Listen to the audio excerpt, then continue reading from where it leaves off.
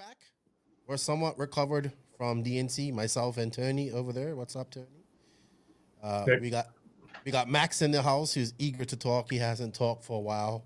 So you know what? We're not even gonna. This podcast is all about DNC. So with that said, let's drop that intro and get to talking about a great race that it was.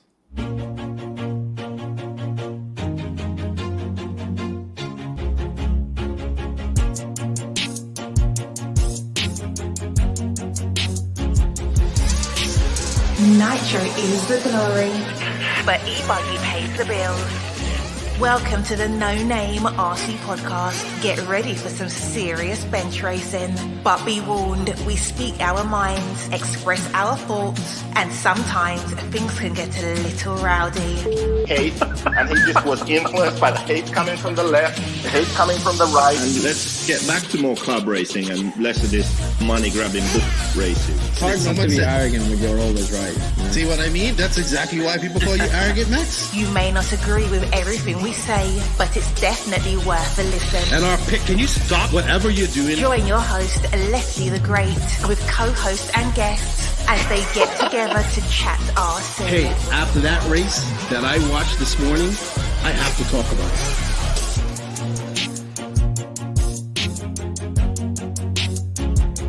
Here we go. $100 right here, $100 throw. Oh no! I like this.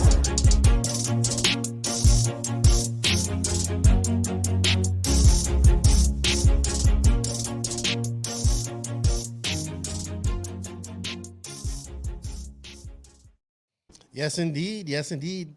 Welcome to episode number 173. I think this is 173. It's been so long since we recorded one. So I believe it's episode 173. Nitro is the glory, but e-buggy pays the bills. But Nitro was definitely the glory at the Dirt Nitro Challenge 2022. We are here to talk about it. We got my boy Klinik RC, Tourney, and his wife, who I met finally over there. And Maximus Mortimus, he's down here to talk about a little bit of stuff. We got actually, you're looking less homeless today, Max. You know, you're looking kind of, new hoodie. The gray hoodie makes you very homeless, like, you know what I mean? I guess that the gray color is like the homeless color. Yeah, if homelessness was what you was going for, then gray is where you want to go. I mean, I'm wearing gray now, too. But thank you guys for joining. It's a Sunday afternoon. We're chilling. Max has got a bunch of snow. Tony's got a bunch of snow. I have a bunch of water. We all had some natural type of disaster happen to us in the last couple of days, too. It's crazy. Yeah. Country 40 kilometers from my house is going to war too. Exactly. Yeah, you got that. Russia next to you. Tony had hail yesterday and then had snow today. Yep. I had my front yard flood out, almost had my house get flooded. I was enough water in my yard to drive my jet boat. That's how crazy it was. Yeah, you posted a video too. Yeah. It looked cool. Yeah, until I scratched it. I kind of ran it up on the rocks and hit the gate a couple of times. But it's pretty tough. It's meant to do all that type of stuff. Meant to bounce off rocks and all that there. So anyway, guys, we're back. We're here to talk about DNC. It was a great event. Before I do it, I'd like to say thank you to everybody who supported us and shared our shared what we did over the DNC trip. We got a lot of views on YouTube. I put a lot of stuff on YouTube. I kind of focused on YouTube this time, and we got a lot of views. I think we're almost up to 2,000 subs, so thank you. Keep hitting that sub button. People liked what I done. I had a blast. I enjoyed it, so I'll talk more about that in a minute. But thank you to everybody that shared and enjoyed this. We can't do it without you. Shout out to the NNRC Squad around the world. Shout out to the patrons of the NNRC. I can't do it without you. I think that's Max Kraken. I'm going to mute him. And thank you to you guys. If you wish to be a patron, you can. The link for that is in the written description of this podcast. And shout out to the awesome sponsors that helped me get out there. They were High Tech, TZO, Tires, and Invisible Speed. And now this is a regular podcast, so I'd like to also shout out to our other sponsors, which are TNR Fuels, Beach RC, Techno RC, Lugs Racing Tires, Mayako, JQSM, G-Spec RC Tuning, Papa Willie's Traction Tonic, Racecraft USA, Klinik RC, got my hat, JTP RC, RCGP, House of RC. Shout out to my boys, RC Kevin, and all the drivers that support us. What's up to you guys? Yeah, DNC dudes. DNC was awesome. I just gonna get that right off the bat, Max. I think I'm gonna say this. I haven't had this much fun at a race in quite some time. I think also I can compare it when I went to my first DNC, excuse me, which was very exciting for me because I had never been to a race like this. I didn't have that feeling for this race, but I really enjoyed it more than I did in past years. And maybe that was because I was kind of just on the outside, not on the outside, but I was just observing the whole time. No real responsibilities, just do my thing, do what I had to do. And man, I had a blast. I met so many people. I watched so much racing. Dude, I literally stood up and watched racing for hours on end. And it was long days and all that type of stuff, but man, I had fun. I had a lot of fun. I'm gonna say that right off the bat before I go on any further. How about you, Tourney? Yeah, it was pretty crazy. We got there early. I think we were there a day before you guys came. And we were just kind of doing some wrenching, hanging out, checked out the track, and kind of planned like where we were going to be for the event. Yeah, it was pretty good. I had some of our old friends pitting with us and hadn't seen these guys in 10 plus years. So it was pretty cool. I mean, I think I ran just the right amount of classes to where I was racing both days, all day, but there was enough time in between where we were goofing off. And I know you walked in on a couple of our. Yeah, you was busy too, though. You was busy. Yeah. Every time I saw you was tuning somebody's car or pitting somebody or helping somebody. So and then Vicky was super busy, dude. Max, dude, if it wasn't for Vicky and Tourney, I would have starved at this race. Like they had coffee for me, food. Like she would like come over and get a sandwich and make this big giant sandwich and fruit and snacks and more coffee and wow. She's the RC mom out there, Yeah. Before we leave, we make lists of everything and dude, all our supplies and food and drinks and luckily I got this trailer project done to where it was awesome. We had power. We set up all of our coffee inside and it made it really comfortable. Yeah. It was nice. Yeah, it did because How we is weren't the- stopping. How Go is ahead, the Max. facility there? Is it like Fear Farm where it's kind of there, but there's still No. nothing, or is it like how is it? Have they There's a actually set up facility stuff? there. Yeah. Yeah. There's actually a facility here. Okay, so let's get into that. First off, it's I think this is probably better than Fair Farm and all those places because you have asphalt, So you have asphalt, you have running water, you have bathrooms. The porta potties are close by. They had a good bunch of porta potties. They were clean. You have a whole bunch of other bathrooms that ain't too clean that you can use as well. Yeah, They had food. it's a county fairgrounds. Yeah. So Yeah. the facility the track itself is in is like a rodeo area with fences around it. And so there's parking right next to the track. Mhm. And that's the main area there is all asphalt. And then they have separate areas that are all grass for all the RVs. So all the areas were completely full by Wednesday. I mean, it was literally a little city. It was crazy, It was nuts. with the race with almost 1,000 entries. I figured there's probably between 2,000 and 3,000 people there because every person who enters a class has, their family and friends and kids and wives and, it was a lot of families there, but Dude, it was so full everywhere. yeah, it was crazy. Yeah, that's why we got out of there so quick Sunday.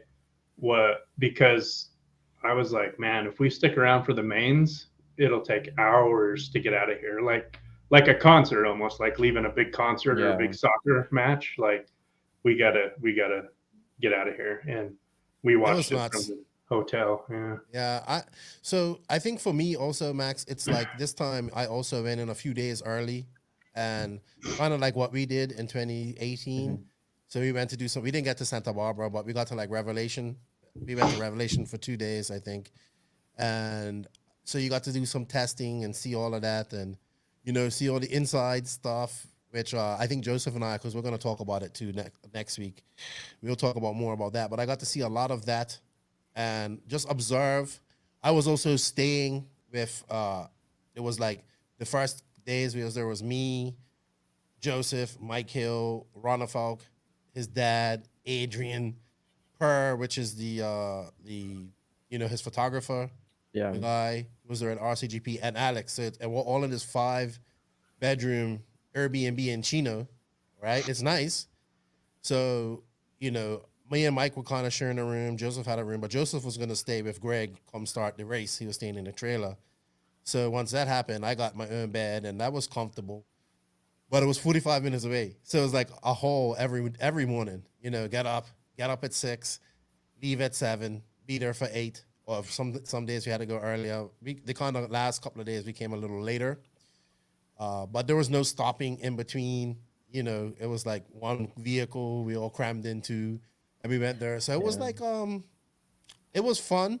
It was like old school, getting together, everybody on a budget, staying in a place together, sharing a vehicle. I gotta be honest. Being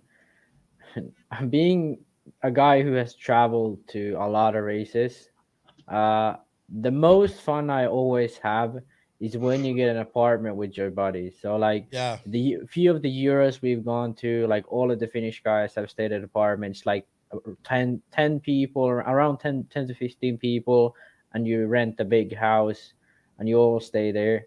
Like that's the most fun because you don't have to worry about like nighttime. You can wrench, you can hang out with people, cook some dinner. You're not like at a hotel where everyone has their room and it's sort of like you're there but you're not really there. I think that's that's the best way to travel to an RC race. Obviously, if you have a trailer or a caravan, being at the track is also good. I really like that too. But I think if people who travel to these big races, if you're going there with a few friends, definitely do that because that's even though if you might have to drive a bit more or whatever, it's still so much more worth it. Yeah, I enjoyed it. Being on the inside, hanging around these guys, seeing how they work, how they work together for so long.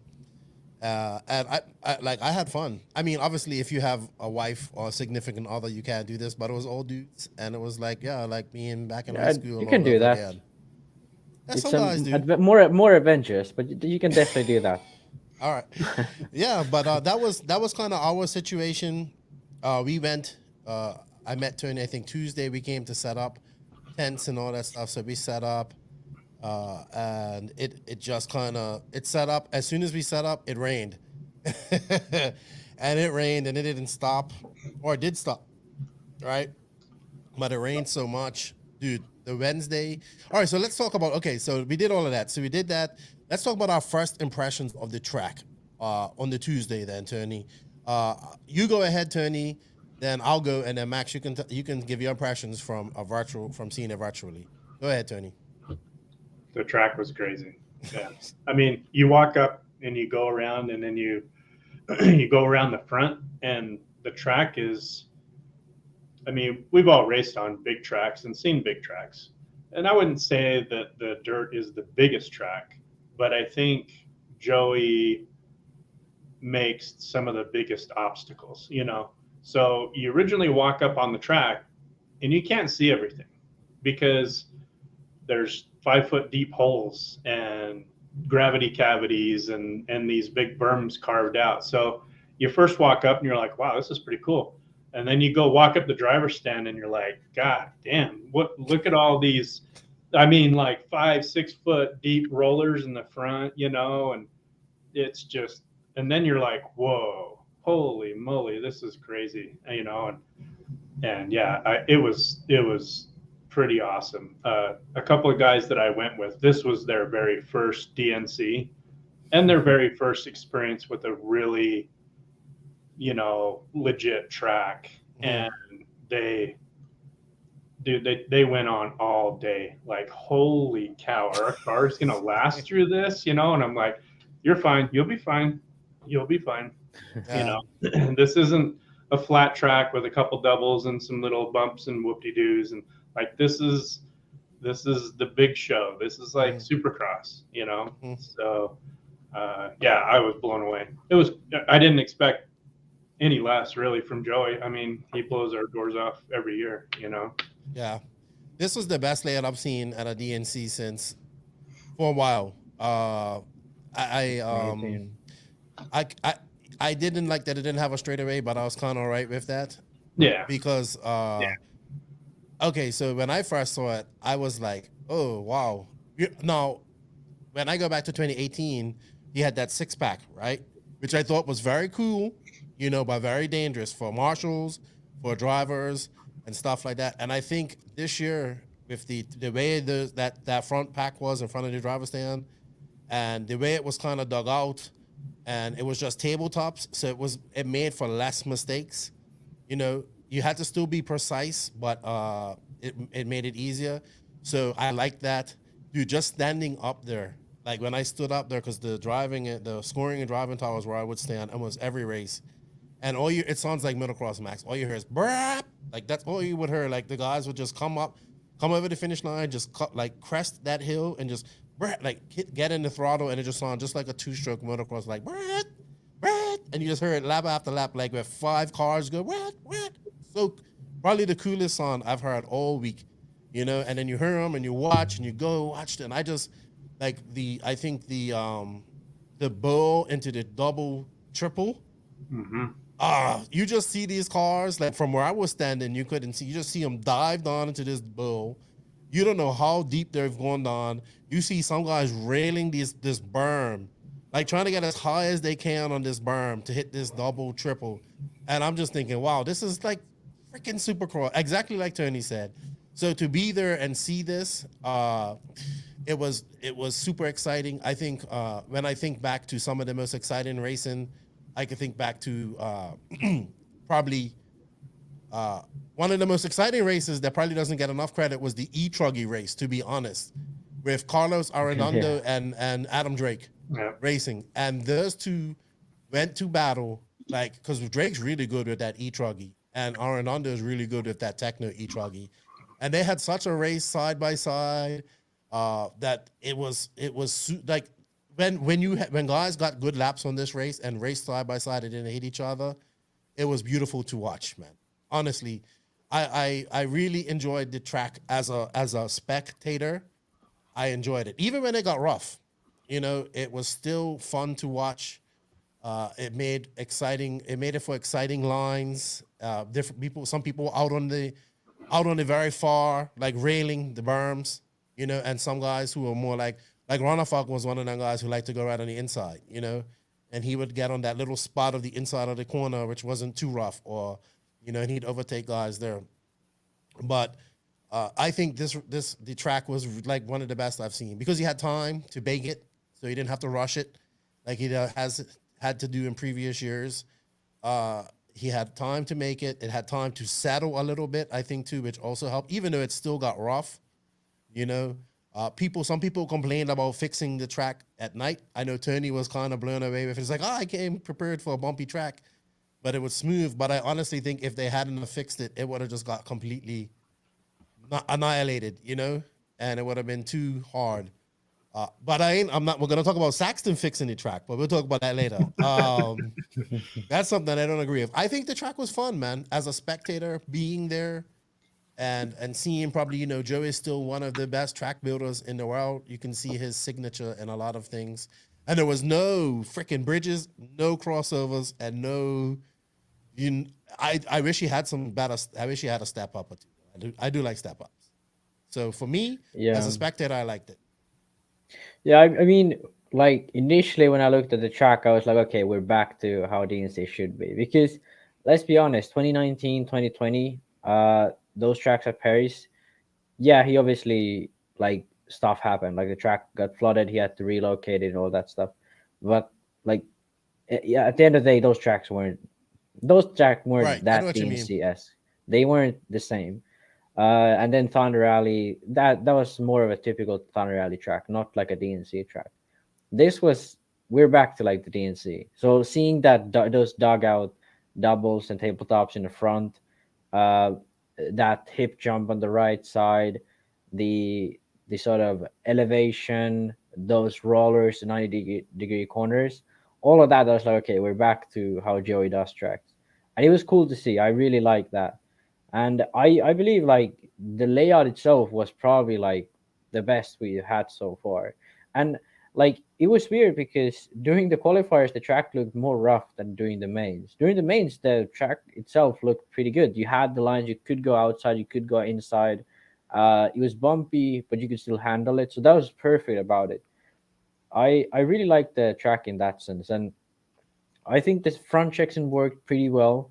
I didn't see like I think in my opinion I had some issues with the track, like looking at it and like what happened during the race.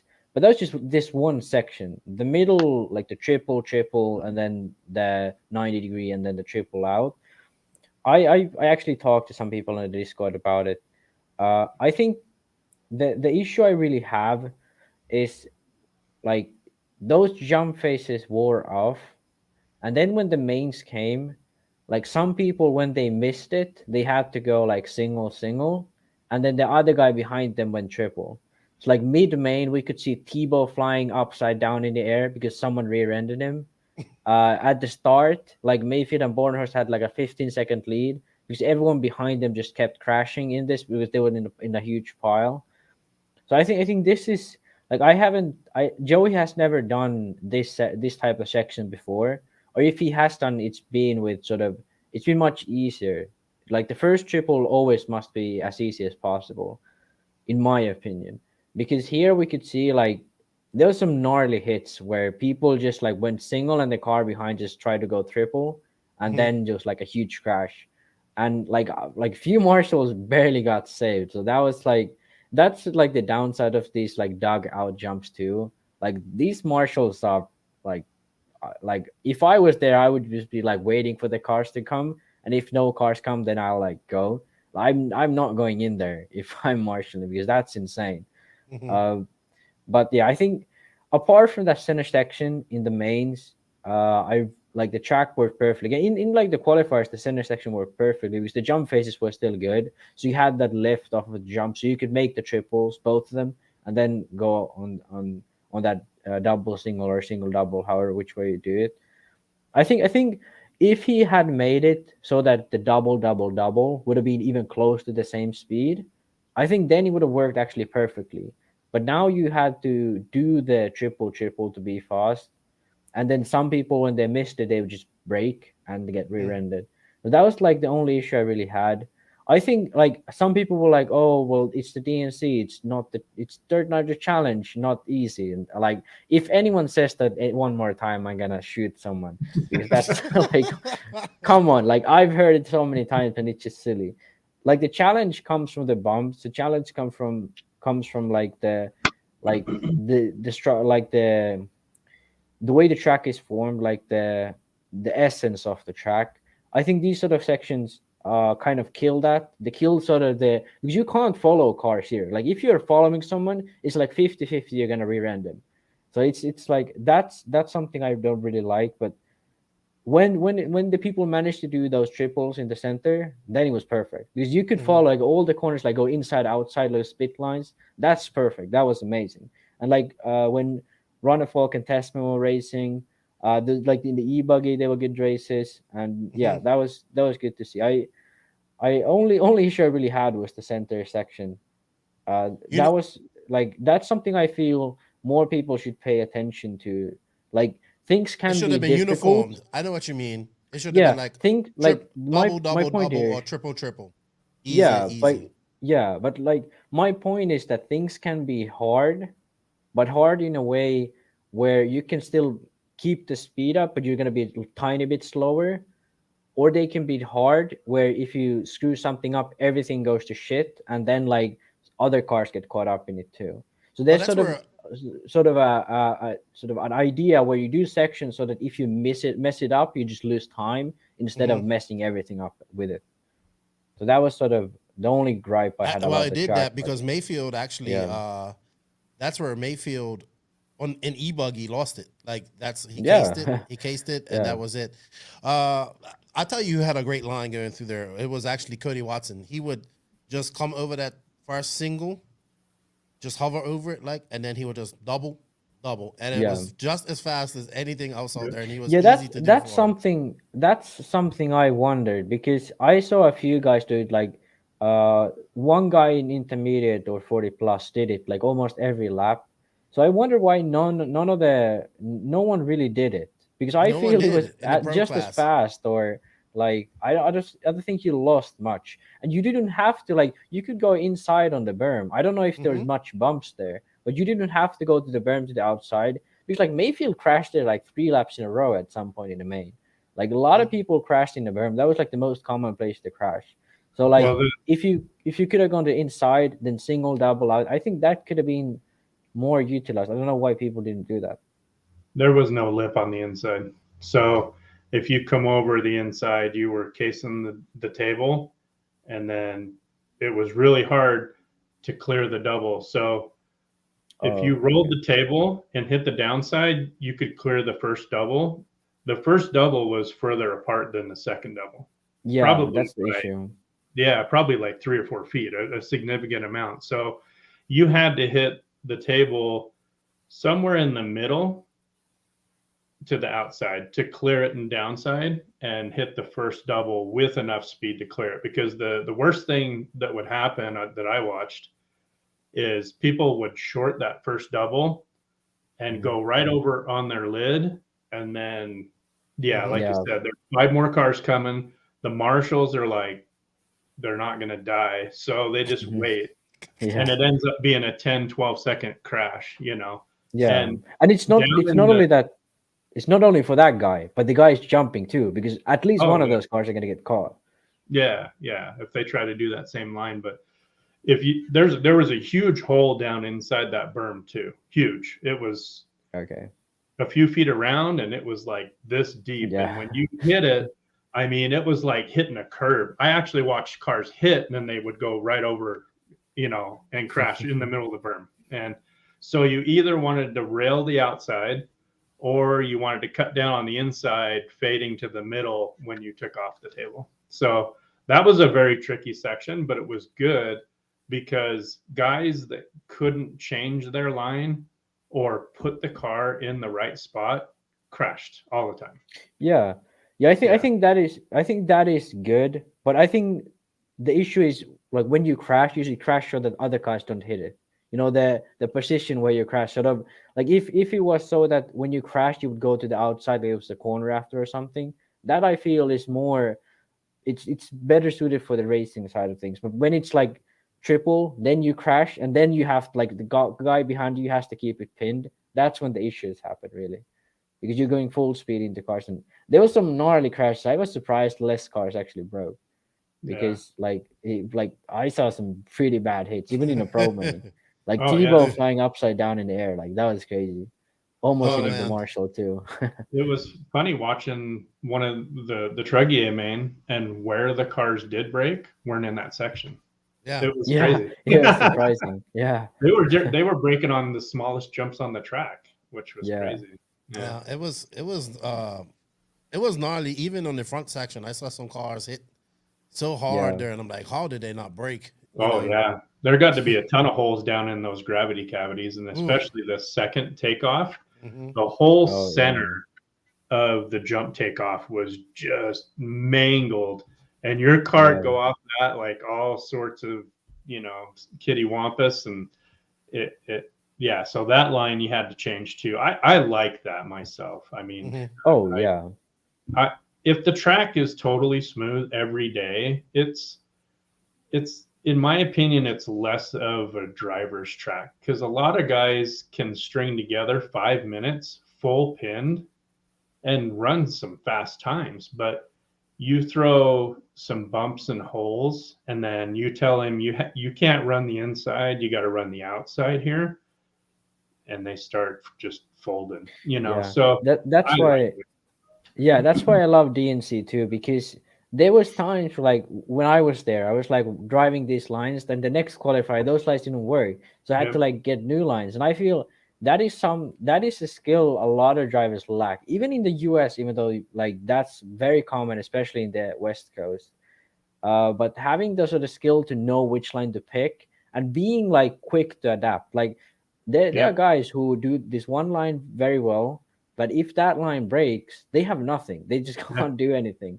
But some guys are like, they try another line.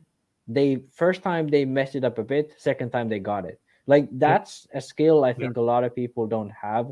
And I think the style of DNC sort of that let the track break up, let some of the jump face break up, like especially sort of that right side, the triple. A lot of people went outside. Some people kept it really inside. And like David Ronnefalk, he was going like or like on the right side of the track. He was like every place he went all the way to the outside and circling around all those bumps and stuff like that is like something you have to like pick. And then on the left side, you had those 180s where you could go inside, outside. Like Maifield is a guy who always picks the outside line. I think Cole is the same. But then there's some guys who know when to pick the inside, when to pick the outside. So they sort of find their spots. So that is always interesting. And that's a big skill to have for sure, a race like this. Yeah. And then 45 minutes or an hour long main, that could change again. You know, I mean, yeah, I like to go up a couple races before and I watch and I find the bad spots and how bad they are and where the good area is, you know, and kind of learn a little bit like before I actually go out there. So I have a little bit more info, but during the long mains, that could all go out the window too. You know, I mean, the one line that you liked in the beginning of the main maybe isn't there at the end of the main. So yeah, I think it adds another dimension to the racing, you know, and that's why that first day after it started blowing out, we showed up and they fixed the track and I was like, yeah, I got my bumpy stuff ready, man. We're going, you know. I don't actually mind them fixing it between classes. So like because it's like at first it's just practice, then it's truggy and e-buggy. I don't mind them actually fixing it like that, like after each day because it's different class.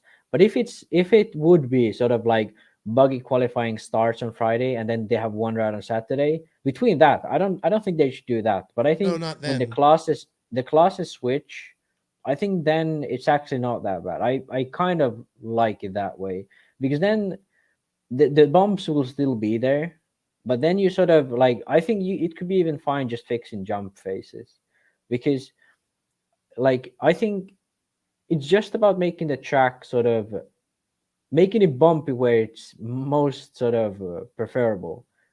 Like because when you just let it be, some bumps form where it's like just bad, like they don't really provide anything. But it's a hard call. Like sometimes the track, like when I went to DNC in 2018, that track held up much better than these tracks. Like the dirt at Paris is much softer, so I guess that's why he did it. Because before in Fearform, I don't think he ever touched the track at all, and it stayed much better than the track at Paris. But there's a lot of sand in this track.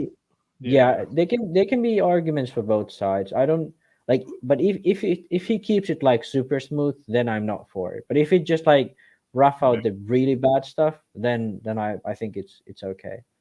Well, and he used to always fix the jump faces, but he would leave the flat spots alone. And I think that first day, the first truggy and e-buggy day, the track blew out because of the rain. I think it was really soft. So all those cars on the track during that qualifying day, I think just beat the snot out of it because after that day, they fixed it. We showed up for Nitro Buggy E-Truggy day and it was all smooth and it really didn't get that bumpy in my opinion. I don't know.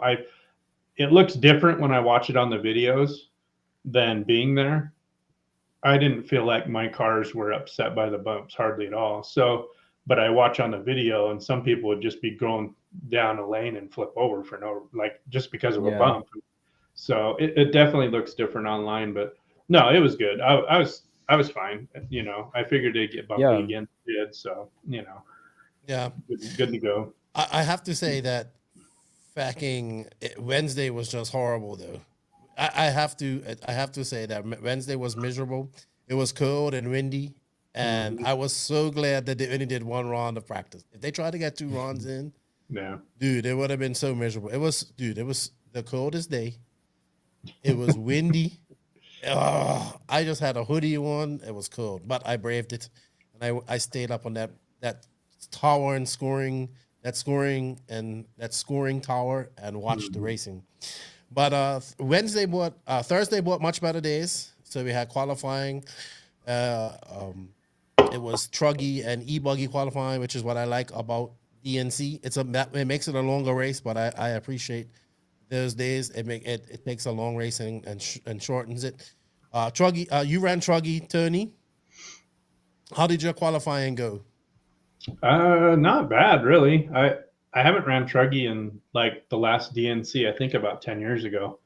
And I ran it a couple heats at the Nats warm up, but I'm basically just breaking an engine in. So I'm not racing. So yeah, I went through that thing and got it all set up right. And it was so good, right? First lap, like, holy moly. And Truggies have changed a ton in 10 years, you know. It's literally just like a big buggy. It's not a Truggy anymore. Like back in the day, they were just, you know, like driving a school bus. They didn't turn very well. Like they weren't responsive. The car wasn't lively, you know. Now, totally different story. So I think I qualified like, I don't know, like 6th or something, or in 40. And then I think I was near the top of the B in intermediate. Because I ended up, I think, 3rd in the B main, and then bumped to the A main.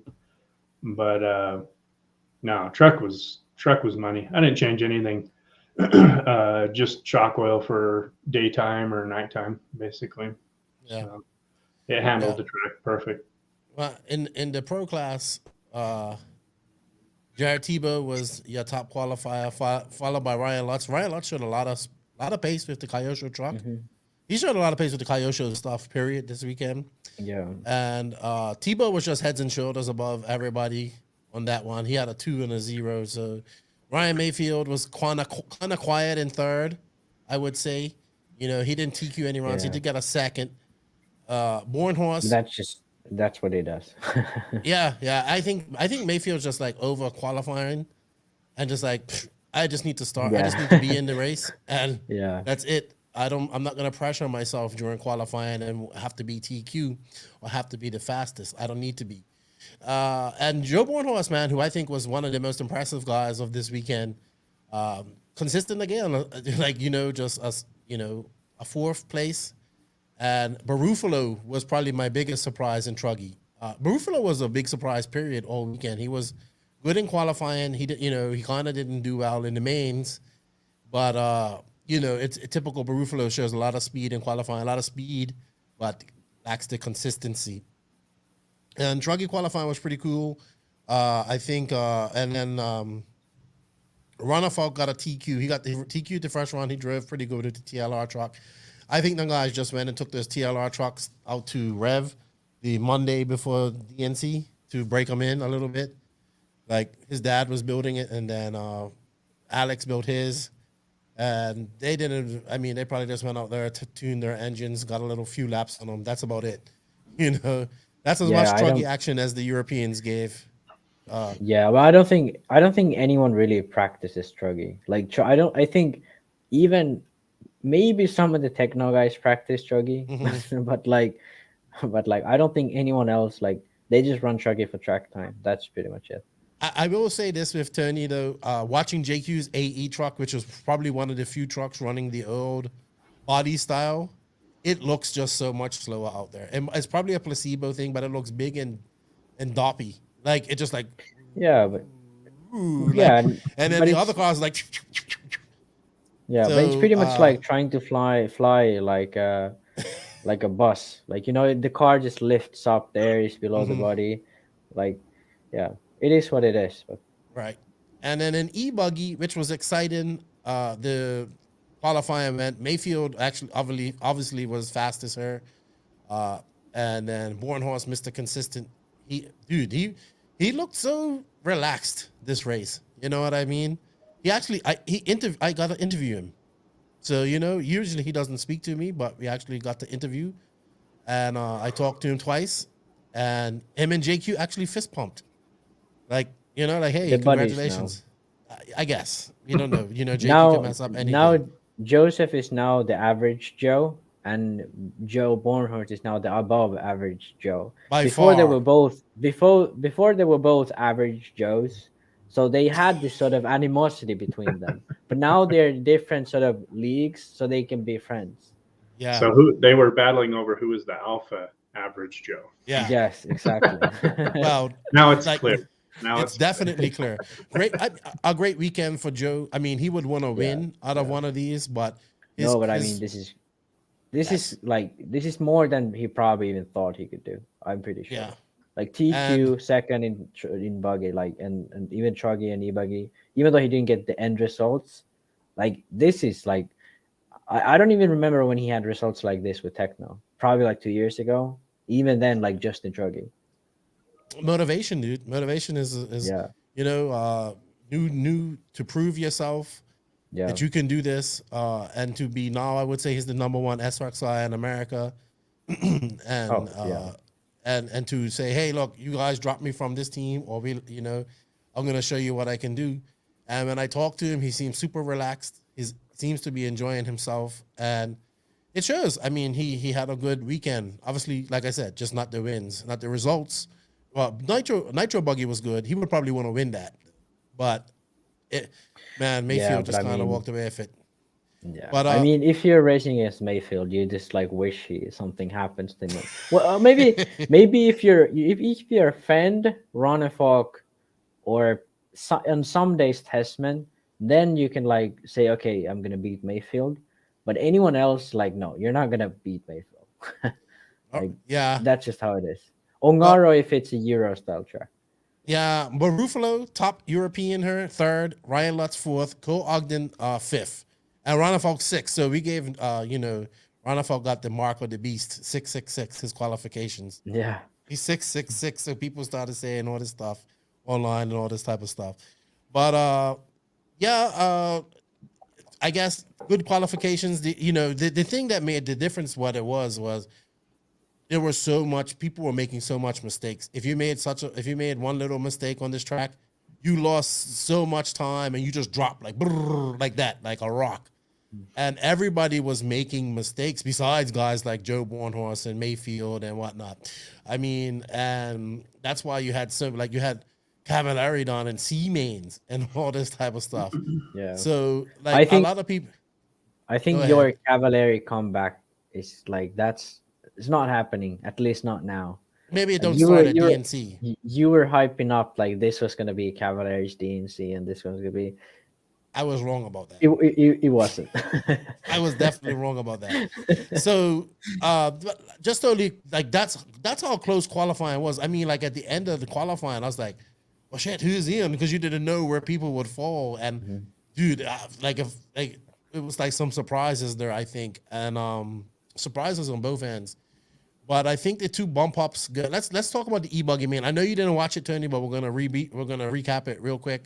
So the e-buggy man, the two bump ups from the B were Jared Wiggins and Spencer Rivkin. Like Spencer Rivkin was in the B main.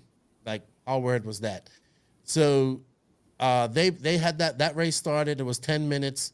And I watched it, obviously I'm super nervous. I'm sitting up on the scoring tower. I forgot about filming this altogether, right?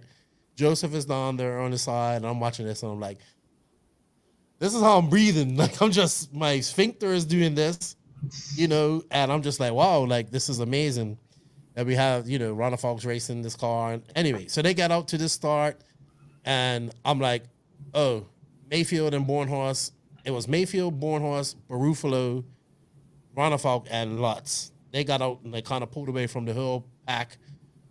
Bornhorst made his mistake on that back left side. He kind of flew off the track. I don't know what happened, and like somebody didn't get him, so that pushed him back.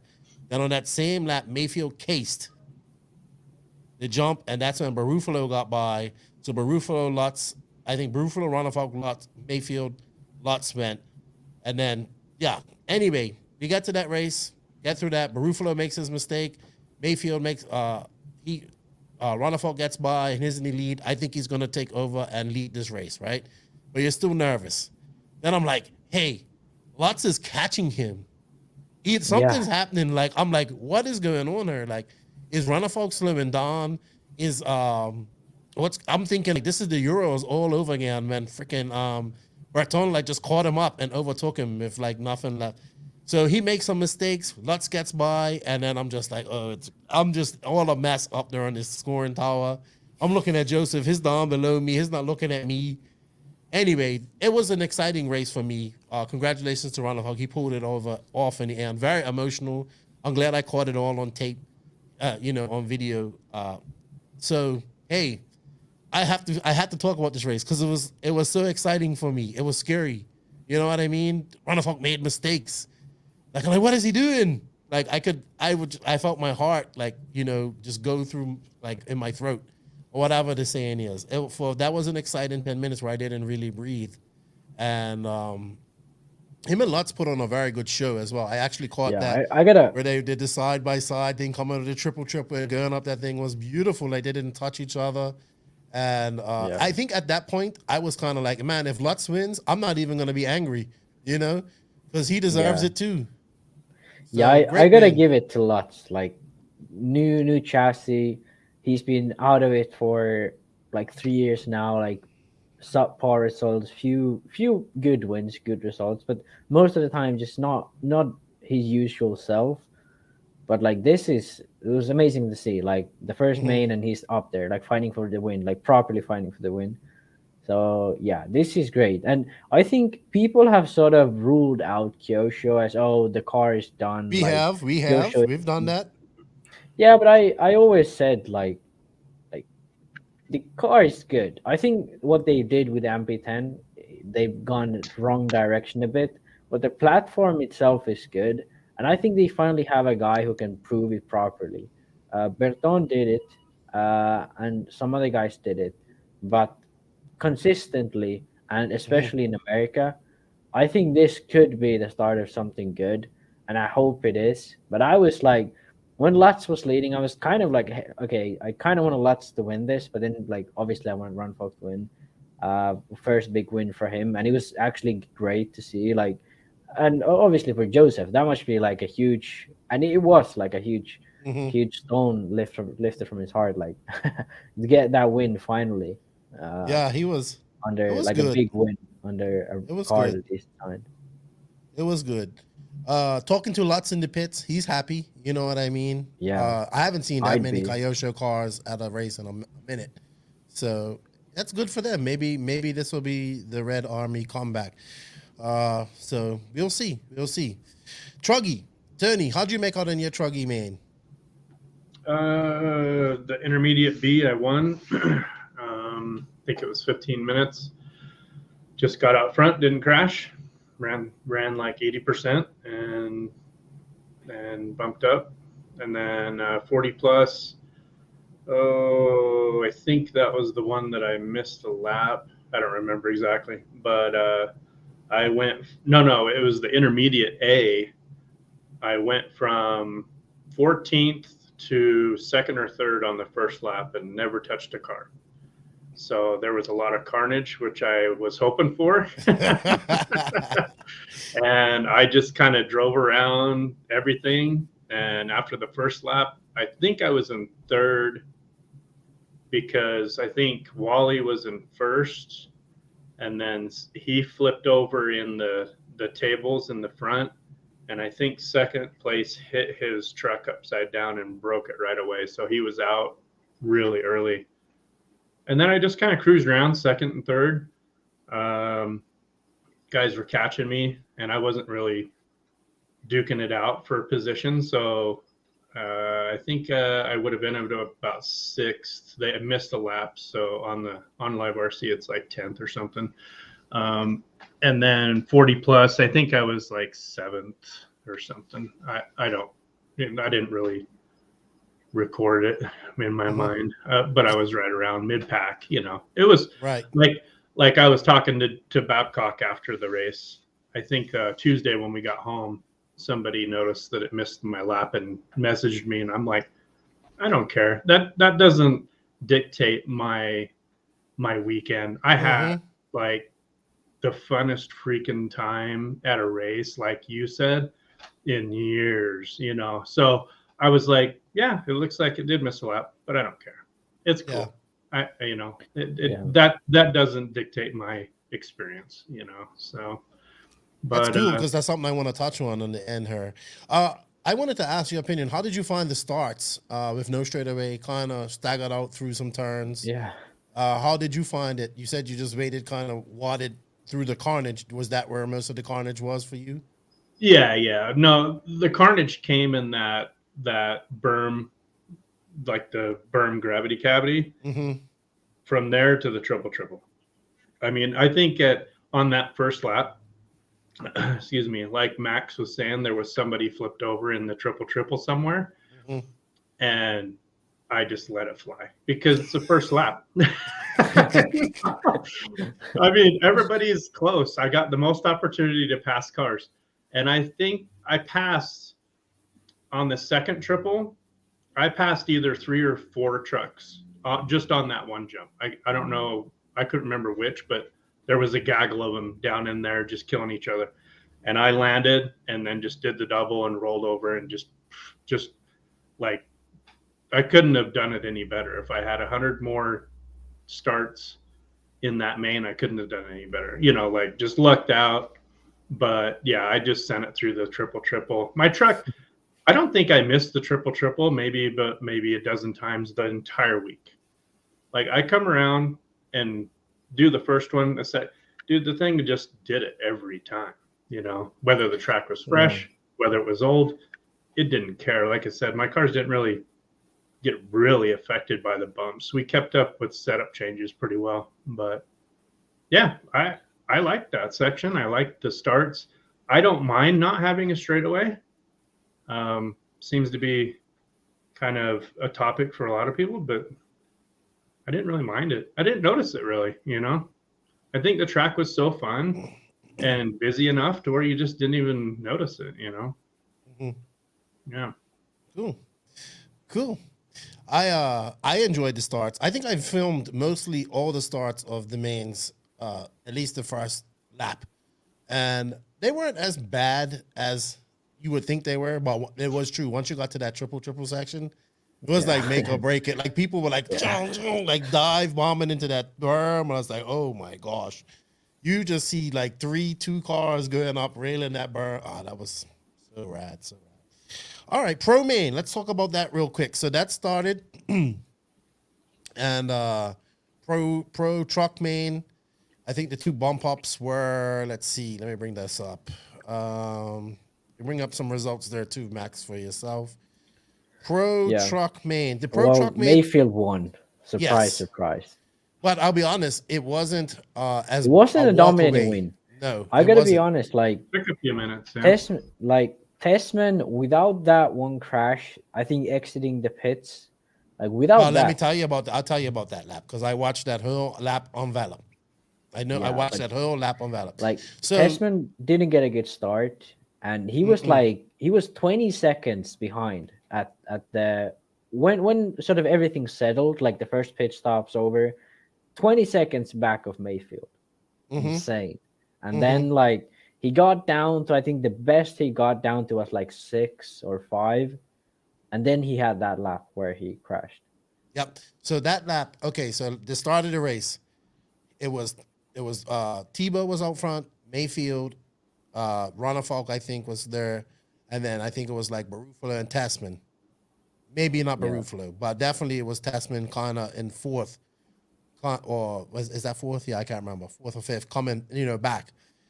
And they kind of started to pull away. And then obviously Ronnefalk kind of went on that triple. And then he said he just landed on the pipe there and snapped, like broke first TLR.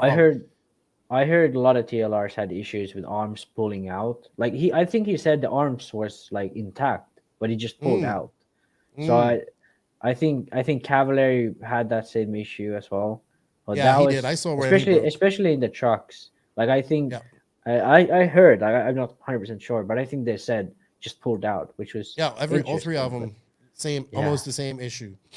So after that, kind of Maifield and Tebow went at it. Like they were kind of battling on his own, and then Maifield got in. I think Tebow made a mistake, and Maifield got in front of him.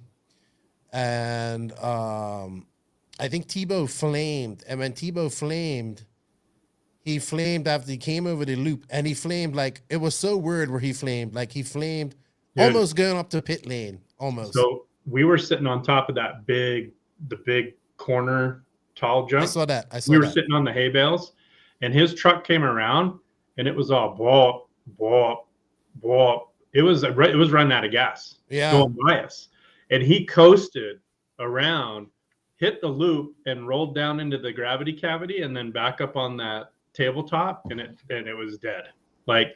Yeah, that was the luckiest flame out in the history of RC racing. And it was good because I think he called out on the radio to his pit guy that, hey, he was already flaming out. He was there when he flamed out. His pitman was there already. So that was amazing. Graham was right there. Yeah, they definitely knew it was flaming out because when he came around us, it was, when you're running out of fuel, it's like and we were like, oh, he's gonna run out, but he crossed the loop, so he only lost, I don't know, 6 or 8 seconds probably. Right. Yeah, it wasn't that bad. It wasn't that bad. Yeah, it wasn't that bad. Yeah. So and that left Connor Tasman chasing Maifield on, right? Yeah. And I'll tell you how that lap where I was like, and Maifield was making some uncharacteristic mistakes. Like he wasn't just running away with this. Yeah. And I'm watching him he went from like 20 to 12 in like 3 laps because Maifield was just like making dumb mistakes. Mm-hmm. So like he lost a lot of ground like just on his own. So I think Barufalo was, I swear it was Barufalo. I swear this was Barufalo. Coming out to that triple before he went up to the hip jump right there, Tourney. Like that triple that comes towards the bleachers. Like Tasman was coming to lap him or something like that. And then Barufalo just or I thought it was Barufalo, but somebody just blasted those guys right at that jump, and like Tasman kind of flipped over in that jump, and it took a while for the turn marshal to come get him, and then he went in the pit, and Gord and his mom did an excellent pit, but dude, Gord freaking I have to get up. I have to show you how he did it because he went like this. He gripped that car and he went back like this, like Berlin, and launched that car. I'm watching this and I'm like, whoa, like God launched it so hard. Like the car landed almost like in the dirt, like off the, ramp. And I was like, I was like, oh, he's got it. And then like it kind of caught that hay bale. And I was like, oh my gosh. And it's funny because I talked to Gord and I went to interview Ty and those guys, and the next thing is like, yes, it was my fault. I threw it too hard. And he was telling me, and I was like, dude, what was you thinking? Like, you launched that thing so hard. Like, and he's like, I don't know. I just got excited. Dude, pit lane was like ice. Dude. I mean, it is so slick. As soon as I would come down to pit and I would get up onto pit lane, I'd just let off the gas and just let the car roll. Because if you hit the gas or anything, it just starts doing this, and pit lane's not wide enough. It's not wide enough. Especially Truggy. Truggy. Oh, dude. I blasted some guy's hand in our Truggy main because he actually like punted me going into pit lane. It was the weirdest thing ever. Like we're racing into pit lane. Okay. So he gets in front of me and I'm right behind him. And I just let off, like I said, as soon as you go up the hump. And his pit guy goes like this to grab his truck, and I'm right there. Boom! Just smack his hand hard as hell. And I'm like, where am I going to go? There's this much space on either side of my Truggy in pit lane. There's nowhere to go, But yeah, I just totally cleaned his pit guy's hand out. But I mean, throwing a car out like Gord was doing, dude, holy cow. Like, dude, it was hard. I tell you what. You could break right there. Where those hay bales were at the end. I mean, he's lucky. Yeah. And he still caught up after that, though. Yeah. He still did catch up. Yeah. He's flying. Yeah. I was flying. He was the fastest Truggy out there. This was also like I think this was sort of a vindicative weekend for Ty, Bornhorst. A lot of these guys, like Lutz too. Like a lot of these guys who've been sort of struggling at some events. Like this was sort of back to the normal. Like Ty finishing on the podium in each class. Oh no, sorry, E-Buggy, he missed it, but on Truggy and Buggy he finished on the podium. And like, yeah, I think that this is like a good result for Ty, and he actually like Druggy, like he was fighting for the win. Like it's like that's how it was. They were actually fighting for the win, even though he like went a bit back in the end, but it was good. But yeah, the pit lane was funny though. Like without that takeout in the middle that you were talking about, yeah, he was going to be right there, because once you catch sight of the person that you're chasing, like you get within 3 to 5 seconds, you pick it up just a little bit more. You can see like when they come across the front jumps, you can see the car, and just like every time it's closer, you're picking it up, and then the guy in front makes a mistake or slows down because he starts to see you too. Yeah. So. Yeah. It would have been a great race. I will tell you this: the pits are much faster with both the mom and dad Testmans in there. Gord was slow on his own. No offense, Gord. But with them, they were like back to this normal fast pits. Yeah, I could be honest. Like last year, everyone said like Gord's slow or whatever. Yeah, on his own, I was like, okay, maybe he's not that bad. But now with Leander, like those people were fast. Like again, like Testament, like he had like it was crazy because most people, even in buggy, like people had pit laps of like 46, 47. Testament's every single pit lap was like 45. Like these guys were on it. Like he was super fast pit stops again. So, yeah. But he admitted to that throw was a bit overzealous. He even said that to me the next day. It was funny because I'll tell you how that I went to say, hey, you guys are gonna do the warm up, because I forgot that they didn't make the A. Like, no, we didn't make the A, and I said, oh, I'm sorry, and it's like, no, it's all right. I forgot that they didn't make the A main. Then I thought they were going off an A main warm up, and I wanted to interview him, but I got some good interviews with him.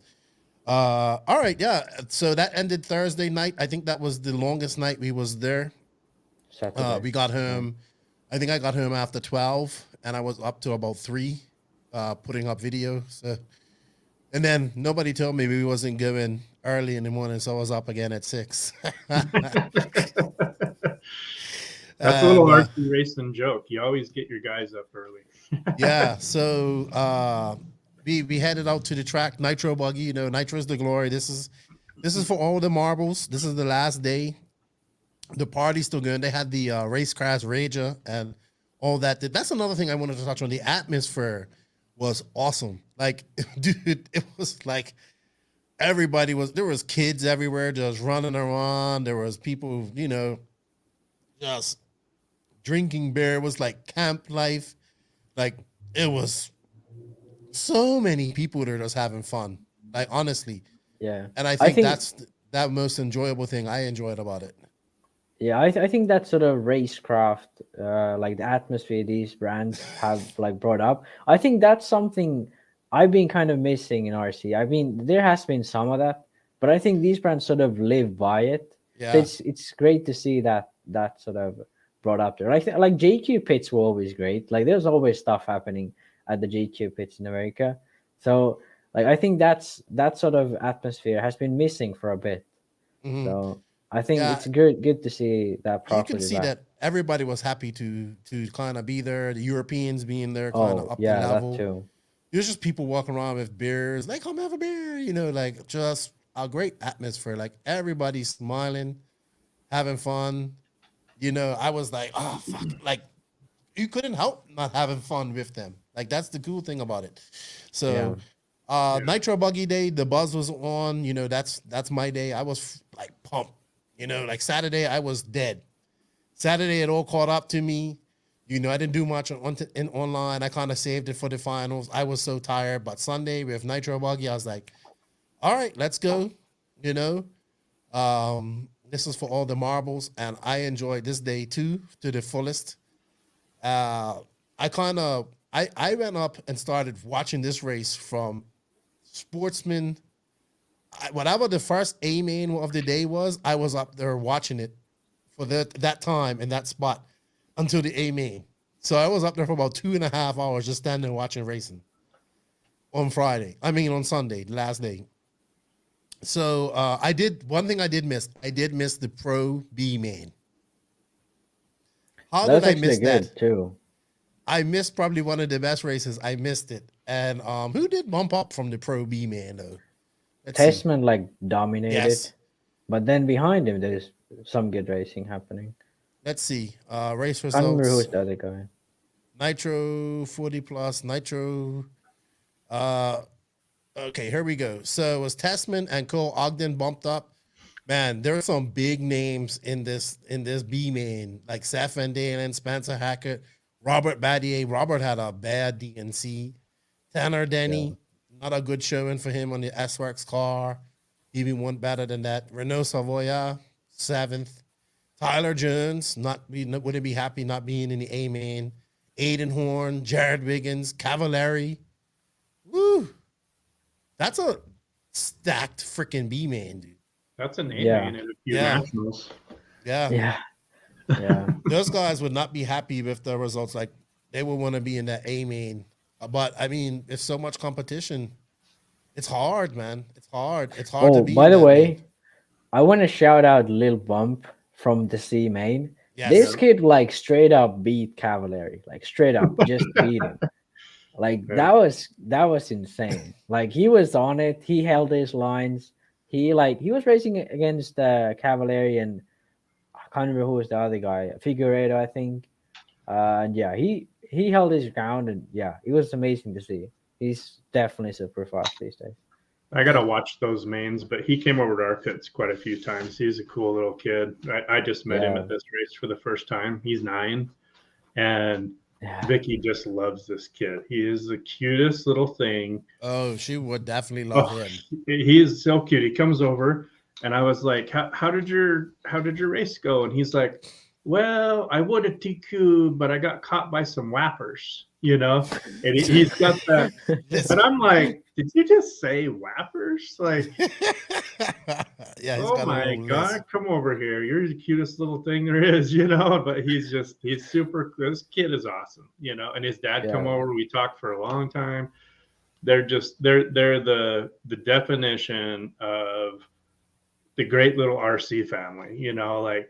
We go to the races, however he does. It's not a big, you know, it's not a deal breaker, you know. And what was it? Just last year, he was running intermediate. Now I think he's been running pro now since last year. Yeah, since last DNC. That's what I mean. Like the last DNC, he was running intermediate. And no, I don't even think he went to intermediate in DNC. Oh, he went sportsman to pro. Oh, that's right. That's right. Yeah. Well, I think Little Bump's definitely a future star of RC if he keeps it up. Oh, and he knows he's so young. No question. He's always looking for Cody. Yeah. Cody and him are pretty good pals. They hang out a lot, I think. Yeah. I've seen some TikToks they've done. Yeah. Those guys are pretty close, I believe. But yeah, this kid's like so young, like, and he's already like B main at DNC. That ain't no joke. That's good. Yeah. So yeah. 2 years and he'll be top 5. I think so. Yeah. 2 years. I think so. Before 16, he'll be a professional. And there's no stopping him. There's no stopping. Yeah. There's no slowing it down. Like the kid is just so good. I have to go back and watch him, but I watched some of the other races he was in, and I was like, wow. Yeah.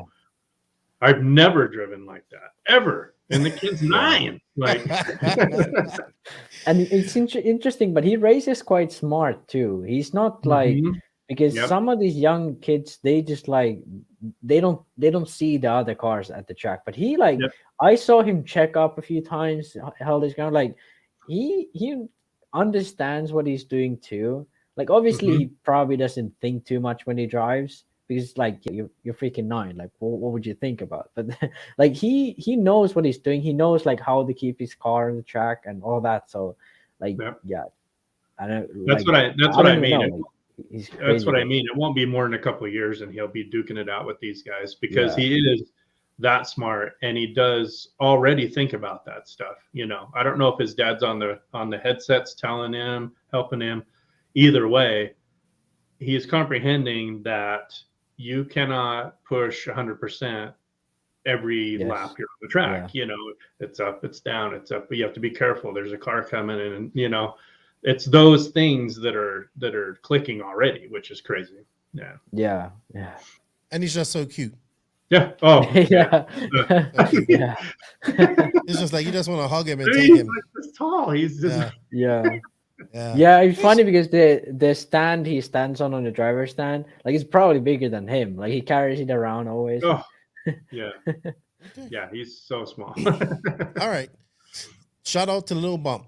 Let's talk about Nitro Buggy qualifying. So, like I said, Mr. Consistent Joe Bornhorst, TQ round 3, had a 3 in round 1 and an 8 in round 2. I think none of us would have picked Joe Bornhorst to TQ DNC, but he did. Oh yeah, no. And, That was a big surprise. But funny enough, like actually looking at him on the track, he looked like the guy who like was the obvious pick.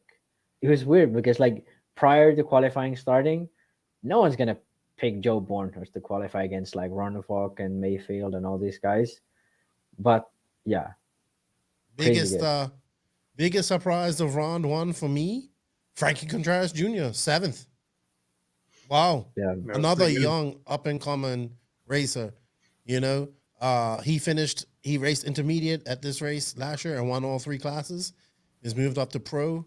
7th, that 7th actually helped him a lot because that was his best run. He had a 7th and a 16th, and those 2 got him. I think he qualified 12th overall. So congratulations to Frankie Contreras. I finally met him and his dad. Cool, nice, very nice people. Jared Tebow, another solid 2nd, I think. Maifield, once again, quiet 3rd spot. And Ungaro, a nice quiet 4th.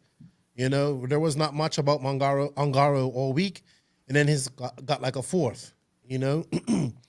And then, sorry, hold on. Am I looking at the right thing here? No, sorry.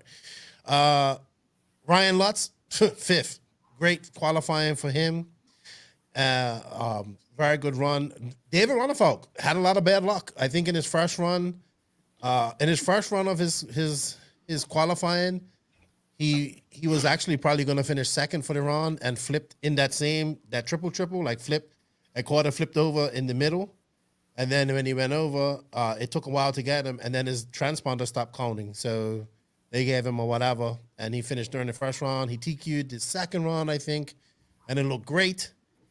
And then on the 3rd round, he just was off pace. You know what I mean? Made some mistakes and wasn't able to catch. And I was like, is he gonna make the main? But that TQ saved him. That's how spread out the points were. You know what I mean? That he had those 2 so-so runs out of the top 15 finishes and was still able to make the main and started 6th. I think the other 2 surprising people we can say, I say the time of Mason Fuller is here. He has arrived. 7th, Jackson Brunson 8th. I think Jackson Brunson 8th at DNC qualifying. Great. Never would have called that. CJ Jalen 9th. I never would have thought that either. You know, so great to see these guys qualifying well. And Barufalo 10th and Fenn way off pace. Normally, you know, I'm expecting to see Fenn in the fight for TQ for this. And he's done an 11th, like just barely, you know, he had a 59, he had a 2, and he had a 20. So just he's so like it's so far off the spectrum there, you know what I mean? So like complete struggle bus to a 2nd to back to struggle bus. I think it's just this track. Like you could see in qualifying, a lot of these guys were just like going really fast, and then when they crashed, they just like kind of gave up. Mm-hmm. But Maifield had a pretty good qualifying in buggy because when he crashed, he just kept going like nothing happened, and because everyone crashed, he was still like 2nd or 3rd every round. Mm-hmm. So I think that's something like David, for example. I saw him a few rounds. Like he was doing TQ pace. Then he crashed once. Would have had like 2nd for the round if he just kept going. But then he sort of like tried to get that time back and had issues. I think Fend. I didn't watch Fend, but I'm most likely that's what happened to him as well. Because these guys are the type of drivers to go full speed all the time. So I think it just like on tracks like this, you have to know that you can crash and still be fast because this is how the track is, especially in qualifying. In the mains, it was very different. I think the mains, it was actually easier for a lot of these guys than in qualifying, because it's nighttime and the track's smoother. You have more time on the track, so you can pick your lines and all that. You getting the rhythm, and yeah. How did you find your qualifying, Tourney? So you was racing this day. Was you doing 40 plus and intermediate as well? Yeah, I sucked in buggy. Totally. Yeah. My car was great. I think I had good runs going every time, but I found a new way to screw it up every time. So I was terrible in buggy. My first qualifier, I think my servo unplugged. So I got like a goose egg that one. Buggy was super good to drive. And I was looking at my lap times, and like I didn't need to try to go fast. I was on pace, but I just would hit a hole or hit a lap car or whatever. Just buggy was like the complete opposite of truggy for me. But another thing that we haven't talked about is with how qualifying and pro buggy and the main and everything shook out.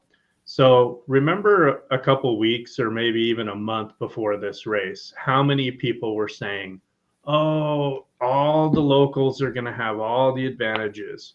They're going to the track. They're out there racing 2-3 times a week. Mm-hmm. They're going to be all dialed in. And we're watching, like Tebow flew out and Tyler Jones flew out.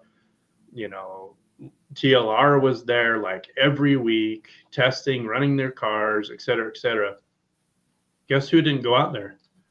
Bornhorst. And he TQ'd the whole thing. Yeah. Maifield didn't go out there. He went out there. He did. Did he? He did after what's that race that was at the San Diego, the 10-scale race in San Diego? Oh, Top Gun or whatever. Yeah, he went out there. And J Concepts was there for a bit, like the whole J Concepts team. They went before race. Yeah, but they went there, I think I don't know if before New Year's or after, but yeah, there was a lot of people have gone to this track, but yeah, Bornhorst, like he was here before New Year's, I believe, or early January or something. But yeah, he hasn't been here for a while, and I'm just over all this like advantage bullshit. Like, come on, you go out there. If the track suits you, it suits you. If the dirt suits you, it suits you. Yeah. And most of the time, the best guy wins. Mm-hmm. Yeah. I mean, with as many bumps on the track as there were, every single one of those guys got their ass kicked by one of them. Mm-hmm. Every single guy on the property. So it's like, I mean, you just have to execute, and I mean, maybe even get just a little bit lucky somewhere, like Tebow flaming out right before the loop, dude. Mm-hmm. That was the difference between losing 8 or 10 seconds to going a lap and a half down, right there. Just that one little thing. So these races, there's all kinds of little things that affect the results. But I thought it was funny that everybody was like, oh, the locals, especially in intermediate, because most of the, intermediate top 25, most of them are locals, and they run there a lot. But at the end of the day, it doesn't really matter. Like you said, the fastest guy is going to win, the best driver, the smartest driver, Yeah. I mean, that in intermediate, Trent as a Florida race has only been to California once, and Cody was there as well. He's been to California a few times. In the intermediate, they were in the intermediate e-buggy main, and Trent finished third, and I think Cody finished sixth because he finished fifth in the intermediate nitro main, and probably could have won the main if he had been on matching tires. I think all his tires came unglued at the start. Oh, jeez. So he was on like 3 different tires. So yeah, I mean, maybe it was better. Who knows? Yeah. But setup. There's fast people all over, and this track, I think the amount of bumps and jumps and the track itself, just like the track was gnarly, like, you know what I mean? And it just people who were able to go a little bit fast and be consistent and crash at least or make up for their crashes, done well. So at the end of the day, like Max said, there's always going to be some advantages. You know what was upsetting? We didn't get to see like Elliott Boots and Canas over her, which would have been great. Yeah, You know, I don't think I gotta be honest. I don't think Canas and Elite Boost would have done too well at this race. The way they drive, I don't think it suits this style track that well. But I like just having these guys go around these races builds that sort of it builds the idea and the sort of prestige to these races that okay, we are the top guys, we go around, we race against the top guys.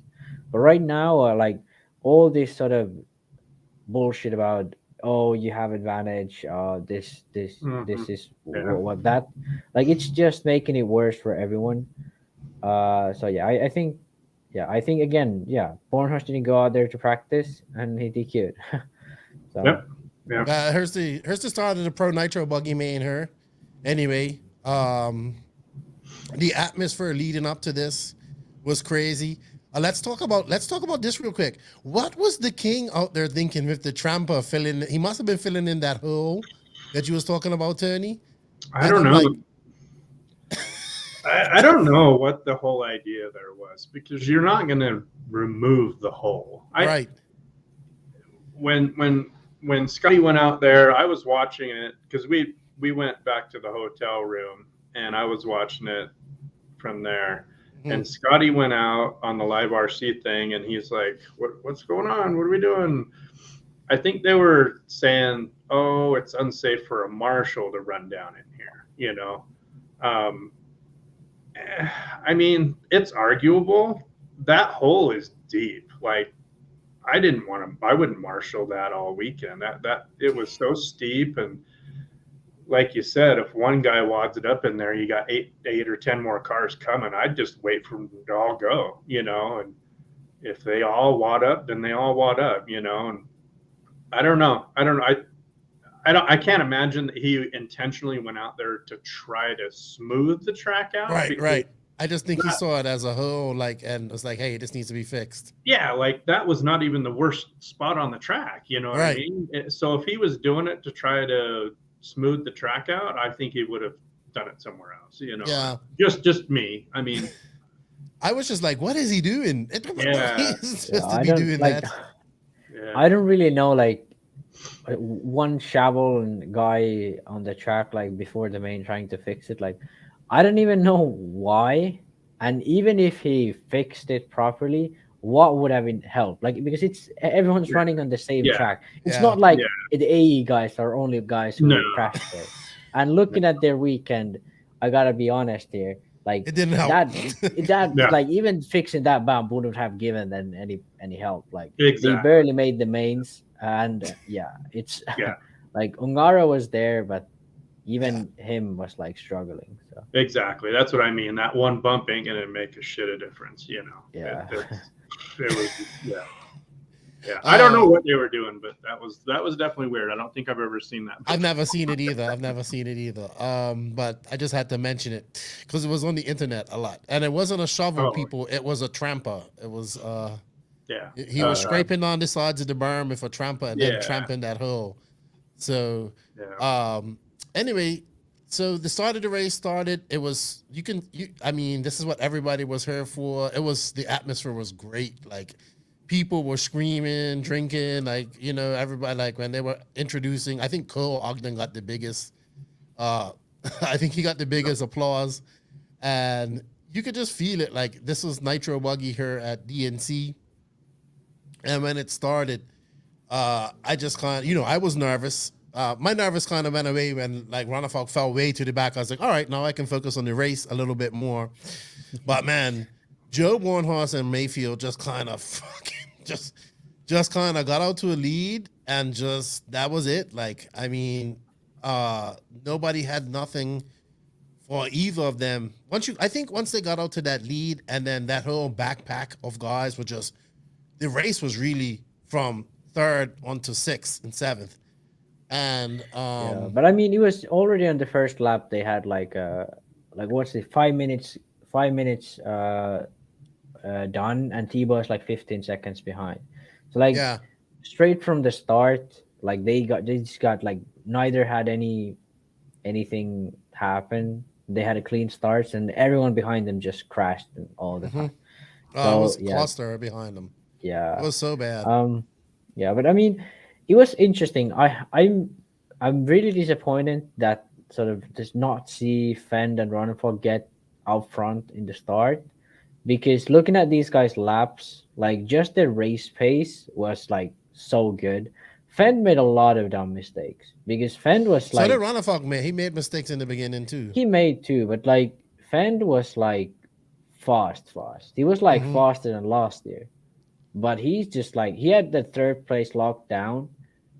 And if he would have just kept clean laps till the end, he probably would have ended up second, because he was like his best laps like over half a second faster than Mayfield. He's like top 5 laps was like so fast, but he just crashed a lot. I think Ronnefalk was very consistent, like super consistent. He ran low 40s like very consistently at when he was alone and trying to catch up, because he was like he had one lap that was almost a minute. So he was Bornhorst, like coming into the first pits, Bornhorst was right behind him. So he got Yeah, a he really almost got tough lapped by start. Bornhorst. Yeah. So So that was like I'm in that sense I would have liked to see what would have happened, because in my opinion Fend and Ronnefalk looked the fastest out there. Fenn most likely would have crashed because he ended up fourth anyway, even though he had a huge lead on David at one point. But I would have liked to see if Mayfield could have held these both of these guys off. Most likely he probably could have, because he just kept like he didn't make any mistakes. Like he just mhm. kept at it.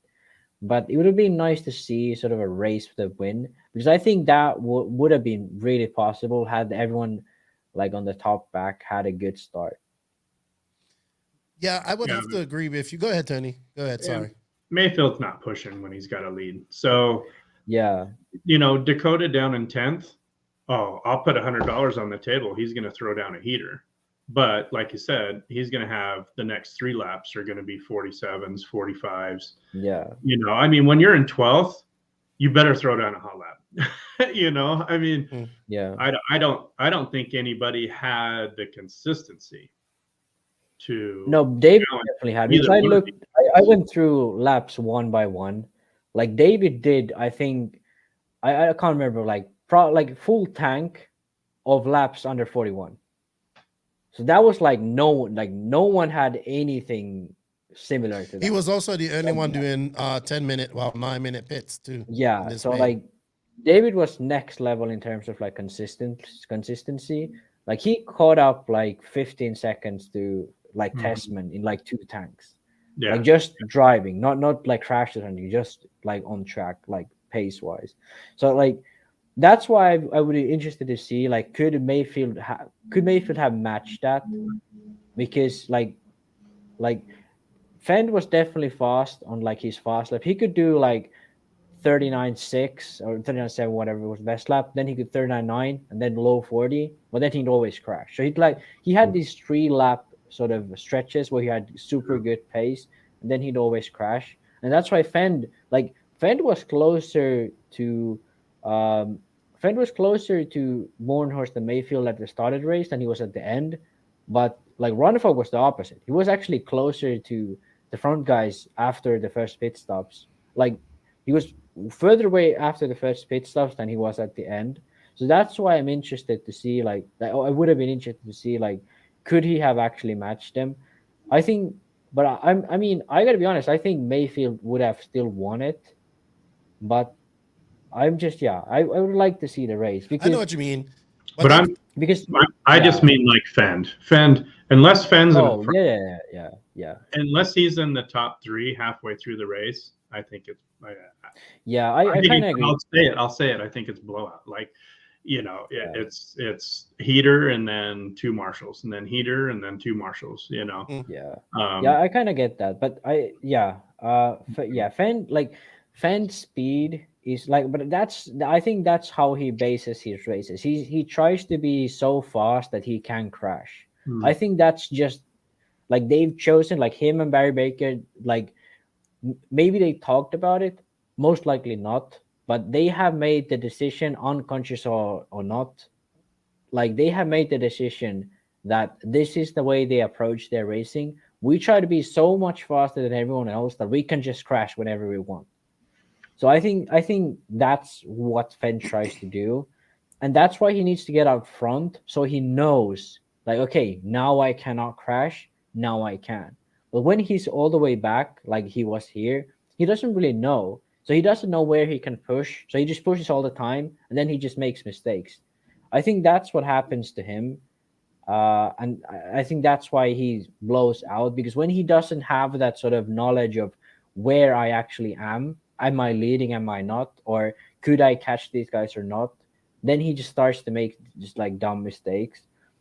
But yeah, I mean, yeah, I think Maifield, like, he's just so good at these races. Like DNC, like this is his best race always. I think, I don't know if it's his driving style or he's just knows how these tracks work, or what is it, but he's just like, he always seems like he's comfortable. That's to me, that's the interesting part, because a lot of these other guys can be fast, can challenge him, but very rarely you can see like, oh, this guy's comfortable. Where Maifield always looks comfortable. Yeah, his cars just look great. I mean, yeah, and they look like they're really easy to drive. Like you don't but see, but I doubt they huge corrections everywhere. Yeah, but like the thing is, like looking at his setups and knowing how like the car is, I don't think they are that easy, which is interesting. I think he's just that good at making it look that good, because like Robert didn't look good. Like any other of the Mugen guys didn't look that good. That's always interesting about Maifield, where I think it's just that he's one with the car and he knows what to do. And that's so interesting about him. I think he's just so talented. Like obviously Mugen is a good car. I'm not saying that it's anything less, but I think it's more of that he knows what he needs to do and he knows how to do it 45 minutes at tracks like this. For sure, but the setup you read is not completely. True. There's a few significant changes that they do that make it way good on these tracks. So something I wanted to add, Maifield was wearing, I don't know if they were glasses or just protection from the wind. Yeah, they're just like small goggles. Okay, so they weren't like prescription glasses or anything. But yeah, I mean, what can we say? Like he saves his. He says, yeah, I may not be the fastest in qualifying, but this is where it counts. Yeah. And he got out to a lead and he made zero mistakes and you win. It's simple as that. And while all the rest of the guys are battling in the back to get up to you, you can just turn it on and off when you want to. Mm-hmm. Yeah, let them kill each other back there. Yeah. This is exactly what he done at the Nationals. Exactly what he done different. At the Nationals. Yeah, it is. But it's different from like Ongaro. Because Ongaro just kills people with how fast he is. But Maifield doesn't do that. He drains the guy behind you, because when he sees you pick up the pace, he does it too. So he wears you out, and then when you crack, he keeps going. So that's I think it's more mental than it might seem. He's definitely fast. Like most of the time, if you look at like a long range, he's the fastest guy out there. But on top of that, he doesn't crack. You rarely see him make that sort of, like we saw that at Southern Nuts last year, where Fend made him crack, but that's very rare. You very rarely see that happen to him. So Ongaro is like Fend, but less mistakes. He can he can throw it down in the first round of qualifying and have the fastest times all through the weekend, but he's much more consistent, and I think he sort of has a race plan and he sticks to it. Whereas Fenn just tries to be fast and then something happens and he doesn't know what to do. It's a reaction, Exactly. I think I also agree with you, Lax. I would have liked to have seen maybe him.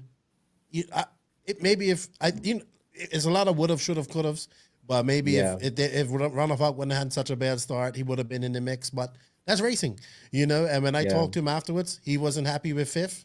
He's like, I'll take it. Yeah. But I want to win. You know what I mean? And I know Bornhorst would want to win too, but I think a good second for him is good.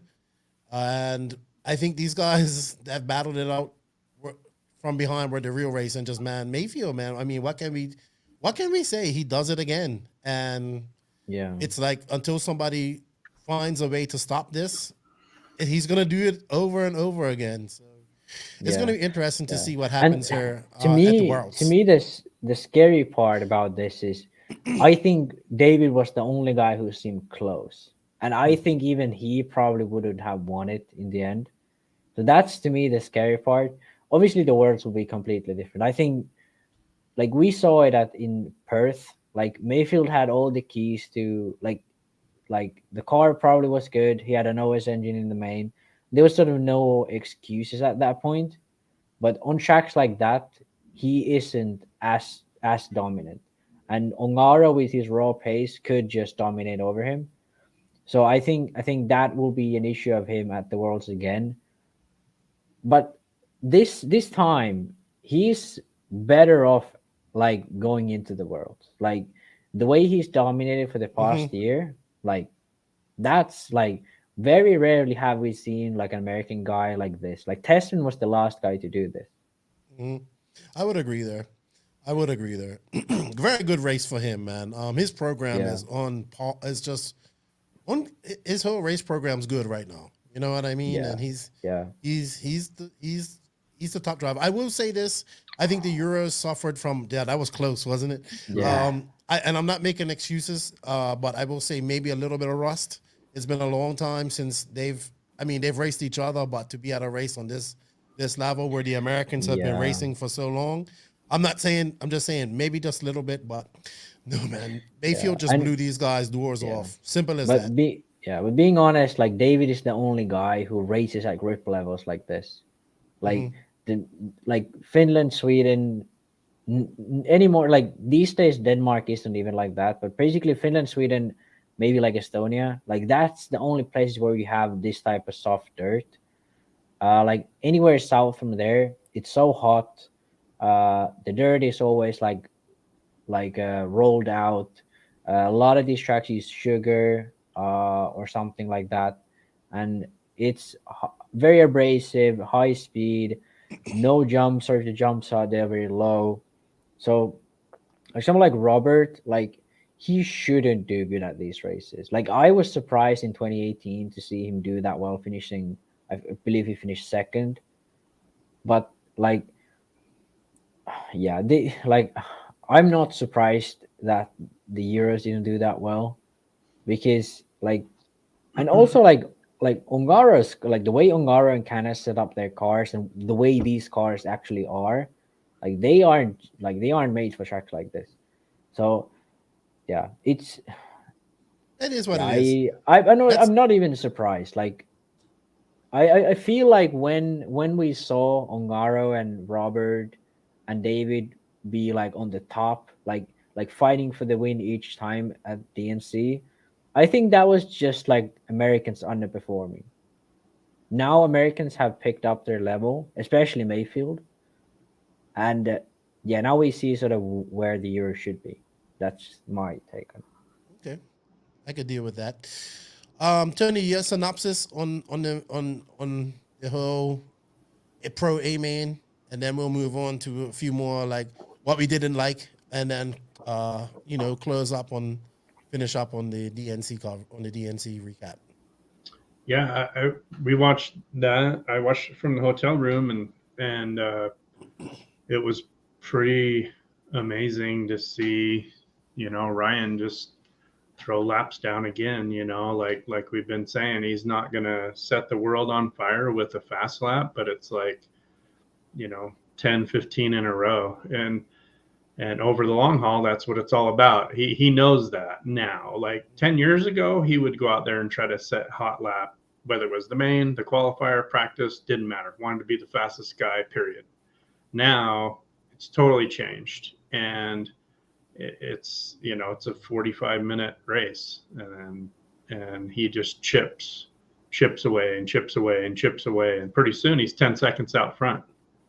And catching somebody on this track, dude, it's not happening. I mean, in any of the classes, because the top 20 guys in every single class are right there together, you're not going to reel anybody in, So at that point, you have to hopefully make a mistake or a bad pit or something like that. And everything like that's solid. So, yeah, I mean, he's on top. He'll be on top till somebody can take him down. I don't see it happening here for a while. I mean, Jared's right there with him. They had a good battle in the truck, but, it's hit or miss. I think Maifield goes into every single race with the most confidence out of all these guys. He walks into the race, I can win this race. Yeah, I think he does. I think in his brain he's thinking that. Yeah, and I don't know how many other guys can actually honestly think that to themselves. I can win this race. I can win this weekend. Yeah. So yeah, it was good to watch. It was the track made the race really interesting. Yeah.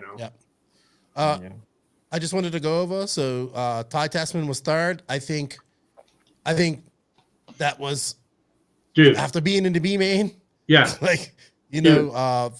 He'll take third. That's a good result for him. He was definitely not a third place driver all week.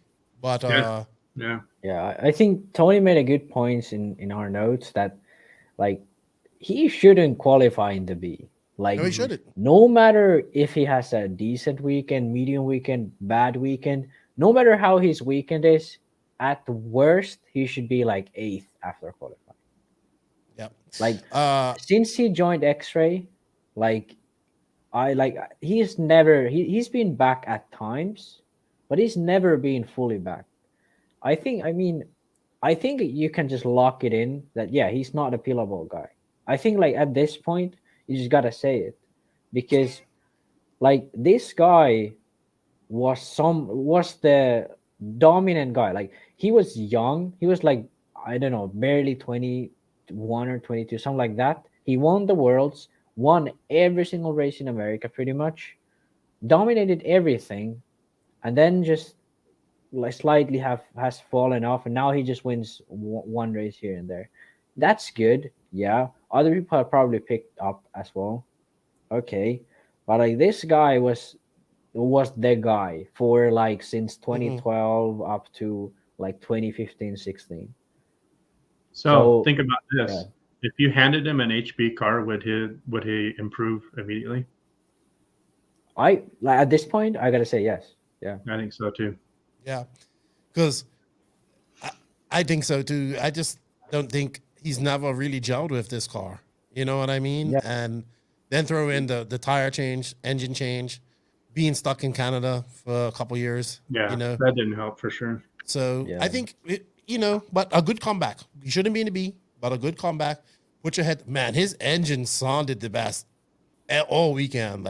Them things sounded as nickname was scalded cockroaches.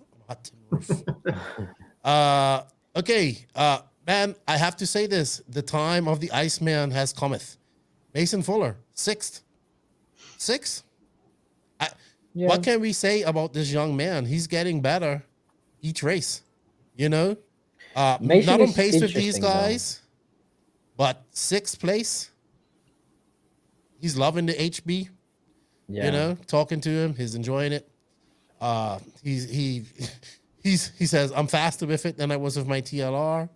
And I mean, he's the top HB guy. 7th is Tebow. He wouldn't be happy with that. He would want a better result than that. Tebow would want to win or first place. Or third or top 3. Jackson Brunson in 8th. If you would have told Jackson Brunson would be 8th at DNC, and Ty was going to have to bump in. Yeah. You think the other way around. Yeah. I mean, even him, talking to him, he's happy with the car. Says easy to drive. So, and then Ongaro 9th, that's nothing. He once again, he's come to DNC and done nothing. So he has to, at some point, Ongaro is going to have to do well, win one of these races in America. Not he won RCGP, but like at a caliber of race of this with this much competition. He's gonna have to win one of these at some point in his career.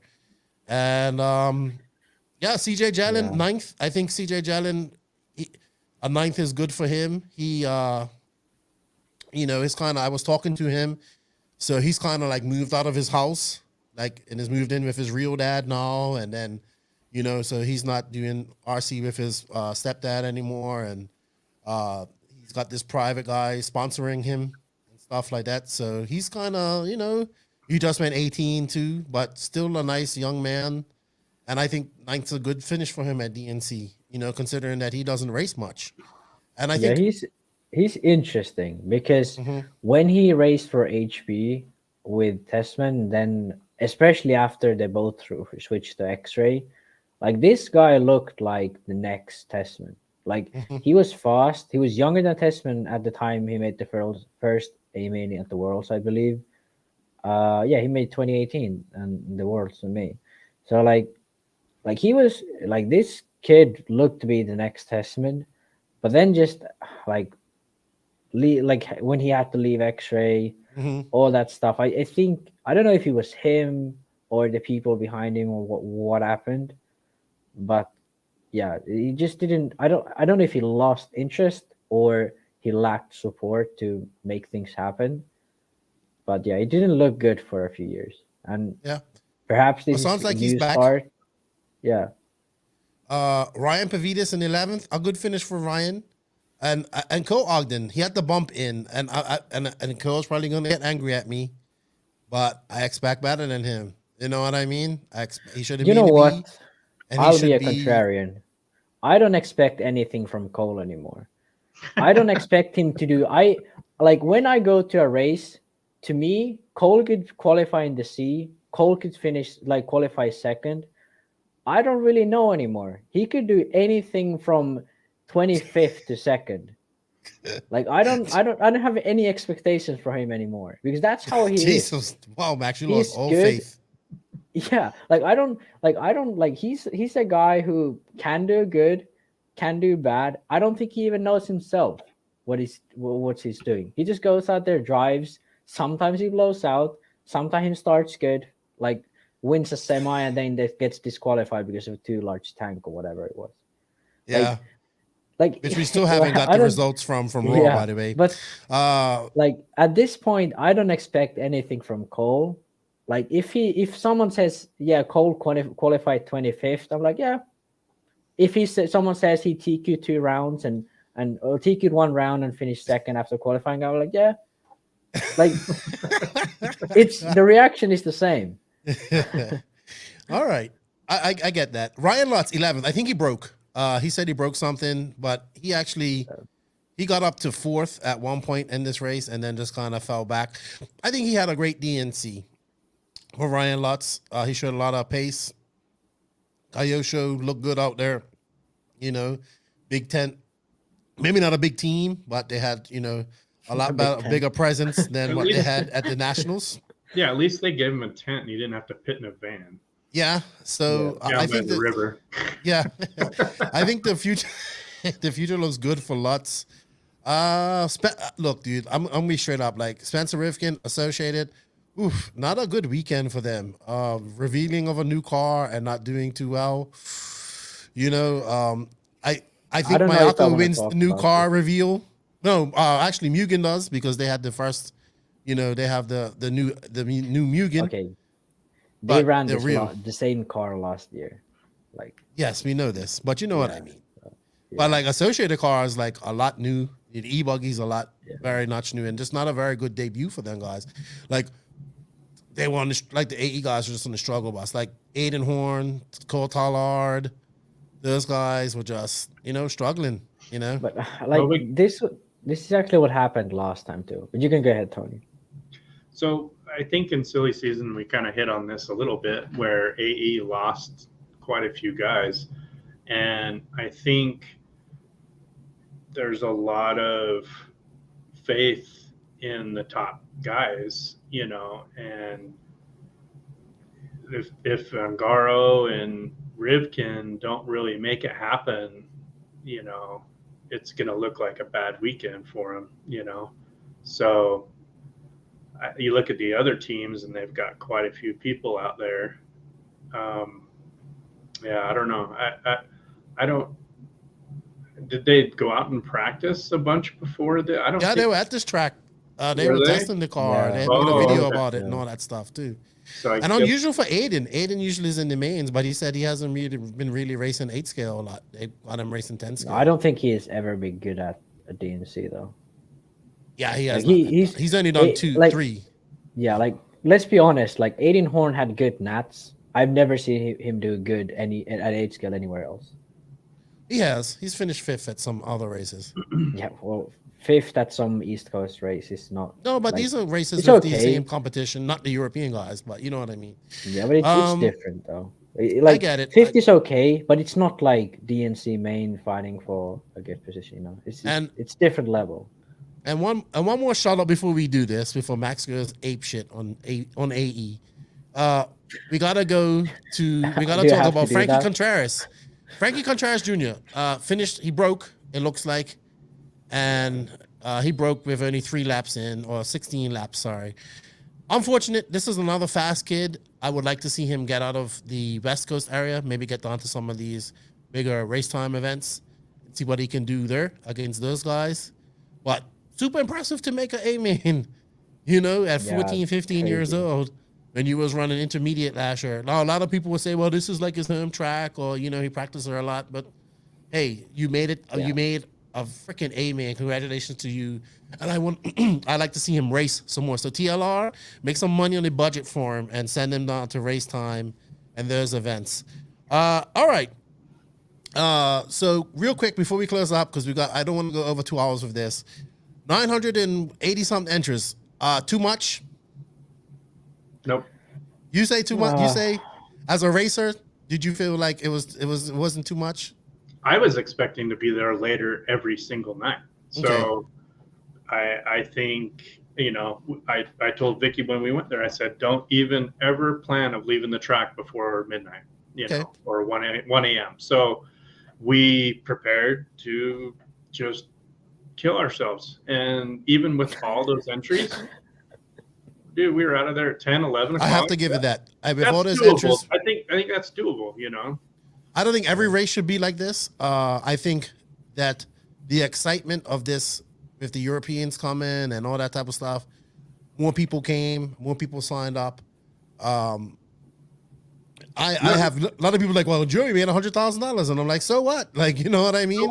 That's the whole point. Like, it's gotta make money, you know. He's building the track 10 days before we even show up. Yeah. He's there every day. Like, I agree. Who does that? Yeah, I agree. Are these people complaining that he made a couple bucks doing that? No. That's what I think people complain about. Like, I don't care that he makes money. As a race for value, as a racer, I still think you don't get enough track time. But I think going into this race, you know that. Like, you know what I mean? I think, see how you said to me your results didn't matter how you felt? Yeah. Right? So a lot of when I went to talk to people, the first thing they would say was, my results aren't great, but you know, like, and I'm like, we had this argument the other day of one of our buddies, Tourney. He was like, I might go to the Nationals, but I'm afraid to look like a pleb. I'm like, who cares? You go for this race, and you're at that level, you go for the experience of this race. And I think if a lot more people just did that instead of their results, they would enjoy this race a lot more. But I'll be honest with you, Max, as a racer and racing one class, you definitely couldn't do it at this race. No. You have to race 3 or more. No, yeah. But as an observer who just went, man, I could tell you that everybody had fun at this race, I think. Whether you ran one class or you ran 7. Yeah. I gotta be honest, like, if I was I ran RC for fun, I wouldn't race DNC. I would just go there, but not race. Because, like, it's just, like, you run 3 times a day. The track changes so much every time. You don't have warm-up. You stay there all day. It's cold at night. It's not... Yeah, all these crazy things. But I was still there, and I had a blast. Apart from, like, P&B, like, this is, like, the most annoying race to actually drive. But yeah, it's fun to be around there. So yeah, I don't like. I get it. The atmosphere is great. It's a great event, but racing wise, it's like it's not fun. But I'm there to watch the pro I guys. think I don't. I'm not gonna complain that Joey made money. I'd say like, hey, like let's have like 2 practice rounds next year, or like. No, but they couldn't. Like, They couldn't do 2 No, practice but rounds. They would have got out there but at 3 o'clock in the like- morning. Like make it so that everyone has at least 2 practice rounds, no matter what. Like, Yeah, I don't know how they would do that Like with that many in the entries. last 3 years, we've had more DNCs with 1 round of practice than 2 rounds of practice. Well, that's So the better. DNC de facto has 1 practice round. When you go to DNC, you know you're gonna have 1 practice round guaranteed, maybe not even that. And like, yeah, these races aren't fun to go to the race, but it's fun to go to the event. I think that's how you like. If you are an RC racer, that's the attitude you gotta have. The tracks are fun, but you don't get to drive them that much. So yeah, I think go to this race, go buy some beers, hang out with your pals, and then when someone says your race is up, then go out there and drive. I think that's when you have that attitude, then this race is great. I think like I'd say like everyone in intermediate and probably the last 10 guys in pro should have that attitude when they go to this race. And sportsmen and 40 plus is like obviously there. Yeah. So I had 4 guys go with us that had never been to DNC. They haven't been to a race with more than about 260 entries or so. So their RC racing experience is like a decent regional race. And when they wanted to go to this race, I said, okay, here's the deal. First thing right out of the gate, you have to have no expectations. 0. Yeah. Whether you are in the last main or if you TQ the whole sumbitch, you cannot have any expectations, because if you do, you're going to be disappointed.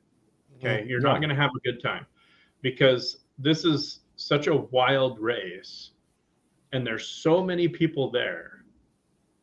You have to be realistic. And the competition level's high. Every class. Yeah. Every class. And I said, you need to go just for the experience. I think everybody should go to the DNC at least once to have the experience, to see the big show, to see the track, to see all the people. And then after that, if you want to go, if you enjoyed it and big races are your thing, keep going, have fun. But start out on the right foot with no expectations. Just expect to go see all the top dogs and have all the manufacturers there and have a good time. It's basically an RC festival with some racing. Yes. You know, that's a good way to explain it. Yeah. Yeah. And all of those guys, dude, they had the time of their freaking lives. These guys, they're still smiling. Like they're just blown away. And that's what's cool to see, is that's the life and the enthusiasm in RC that doesn't come around all that often. And these guys are hooked. They're like, we're going next year and the year after that, because they have a realistic, outlook on the event. If you do great. If you don't, it's still fun. It's still fun, man. Yeah. Meeting these people, met more people. They had Mario in their pit working on his associated car. He's like, wow, the world champion is in my pit working on my car because they want me to do better. That's the stuff that goes miles for these guys, Yeah. So I think you just have to have the right expectation. You don't go to this race for runtime, period. Yeah. If we get 2 5-minute runs or 1 7-minute run, I don't think the other 3 minutes makes a shit of difference. You go out there, you get 1 practice run to basically learn the layout, and that's it. Your stuff better be working pretty good already, obviously, if you're out there looking for a setup, you're already done. Like, you know, you're host. So, but I think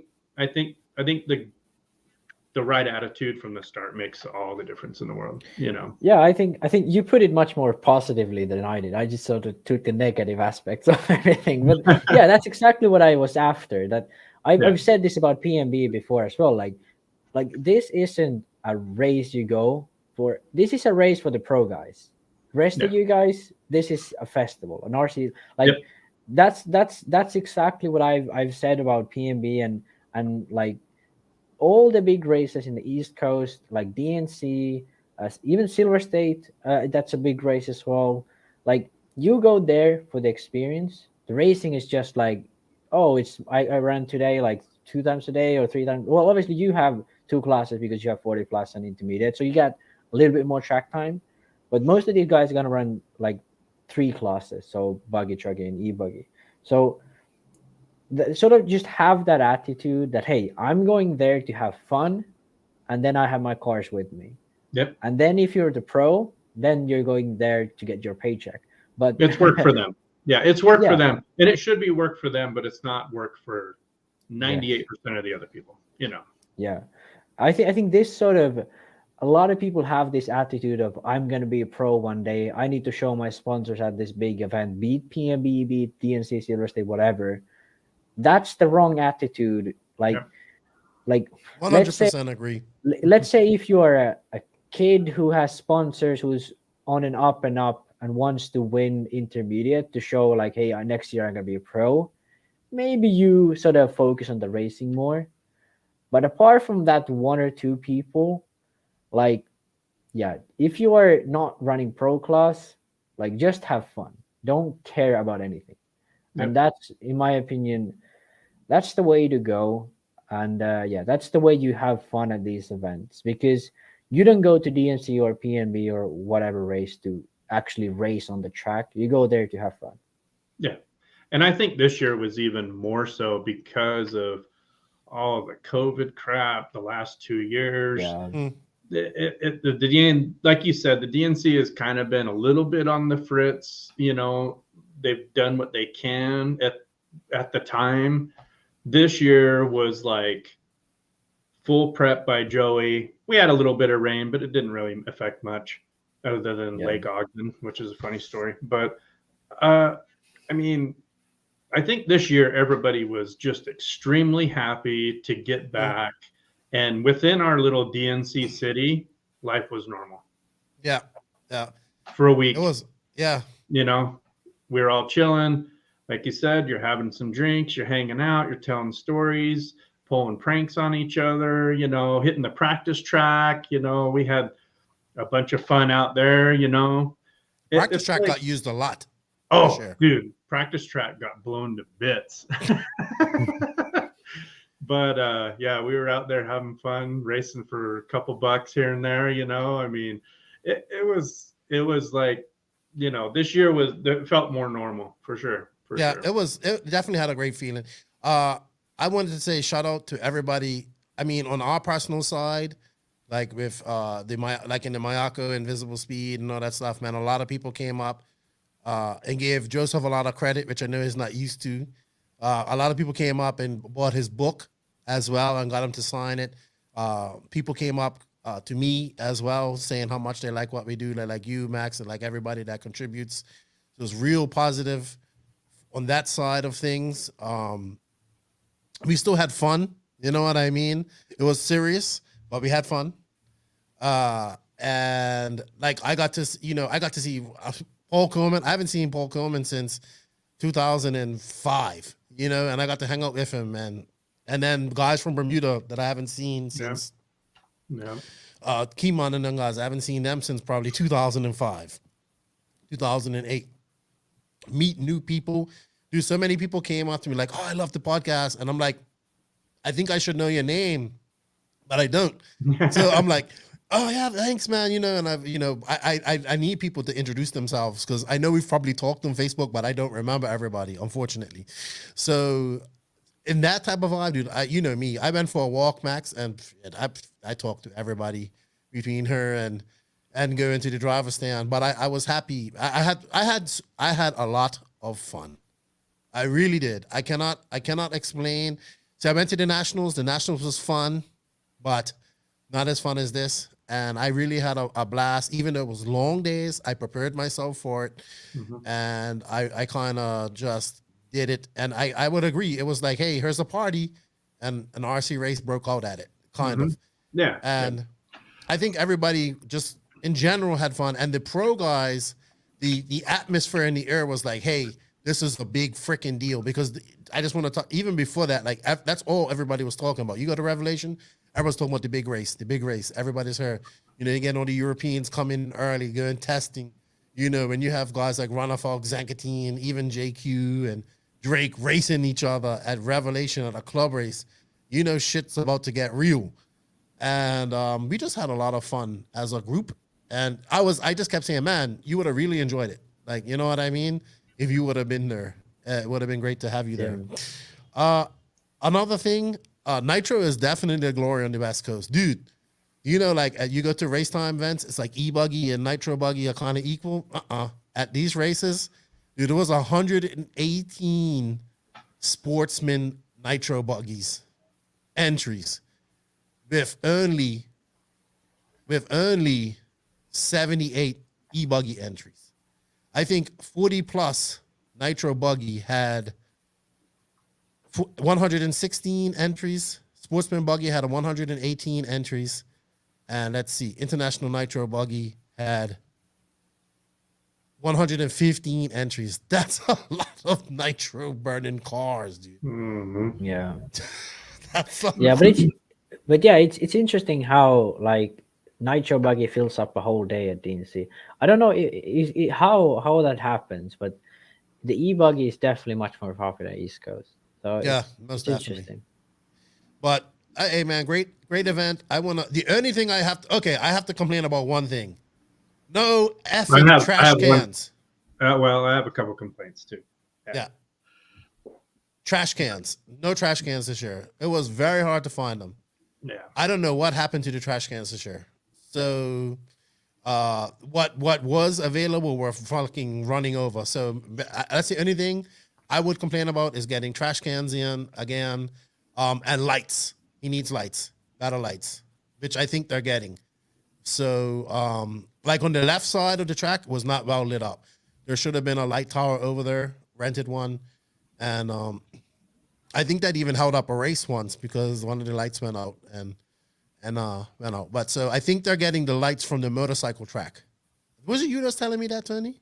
I don't know what somebody was telling me, that the motorcycle track is closing and they're getting the lights from there, so it'll be well lit up. But hey, you know, it's a little different this year. It's the first time Joey's owned a track per se in many years since Hemet, and you can see that he's putting work into it. They have, you know, under you never been there, Max, but so under they have these pavilions, so it's like open. I don't think they have pillars in them, or do they? They might do, but they don't have no pillars, so it's all open. It's like open things. So they got carpet.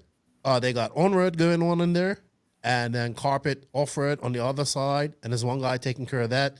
So these guys are fortunate. Like they have a great track. The fucking practice track I would love to have. You know what I mean? Right. So it's good to see. Like people were having fun, dude. Like it was just like Tourney said, you just saw people, they always had like a koozie with a beer in there, your camera died.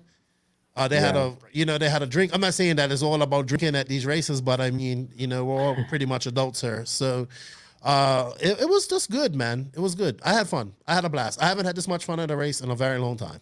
Yeah. And I met some great people.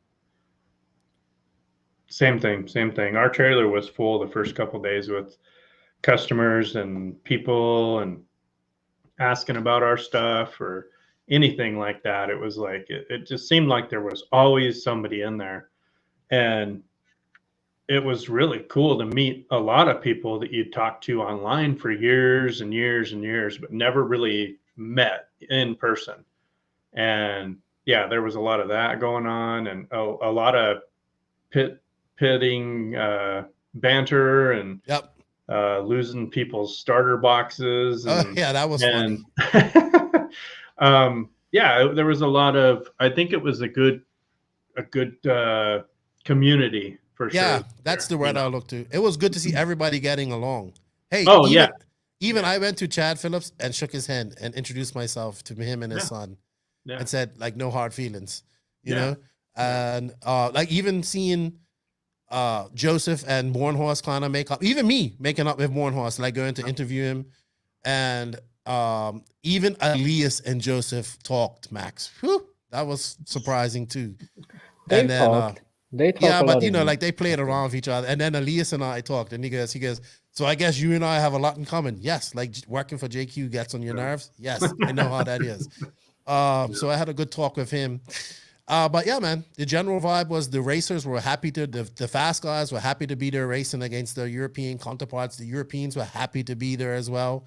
Yep. And I think, obviously, I mean, nothing's perfect, but for me, I am looking forward to the next event. Everybody's like, are you coming to Silver State? I don't know. Maybe I am. It looks like I might be, so we'll see. You would have liked it, Max. You would have liked it. It was a good vibe. Yeah. Great vibe. I think actually it was actually good that even Tony brought up the sort of aspect of like it being a festival type race, because I want to see these races actually capitalize on it. Like actually like make it a festival, like have a party out there. Like every night someone organized, like there's music, there's some food, there's some like stuff, like people have actually a party up there. That'd be good too. And like there's like lounges where people can hang out. So it's more than just what's happening on track. Yeah. Like I get it that people have fun in the pits, and that's great, and that's what you should obviously have. But I wish like it was also more than that, because I think this is the perfect opportunity to have that. Like make it so that there's like even those people who don't really get that schooling that you Tony gave to your friends, like even those people eventually realize that, okay, hey, this is actually the case, that I'm here to have fun, not looking at my results. Yeah, I think that's what they're trying to do. And this year with that the Racecraft Rager, I didn't go because I'm old and my shades close by 10 or 11 o'clock and I'm done. So I didn't go, but I guess they had a pretty good time out there. Ryan Reese raced his first qualifier in the Hugh Hefner robe. Did you see that? No, I missed it. We got there late. They called him Huge Hefner instead of Hugh Hefner. Hey, I think them guys didn't stop partying the entire time they were there. I was going up the driver's stand for a race, and he was coming down from just running, and all he had on was a bathrobe and a towel on his head. I'm like, what are you doing? He's like, I just got out of bed and this was comfortable. I'm like, oh my God. Yeah, them guys had a blast. So I'm sure the Rager went off pretty good, you know. But all right. Any closing statements from you, Tourney, who you think needs to work on some things going into the next race? Companies, people?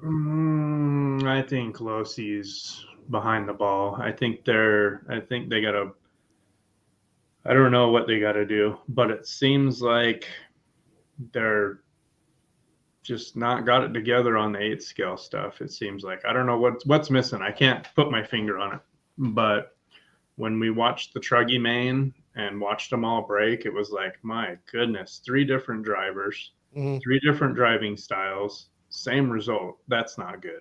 You know, That's not good. So I think they finished much lower than they wanted to, without a doubt. I was really surprised at how small their pit setup was and how few people were there.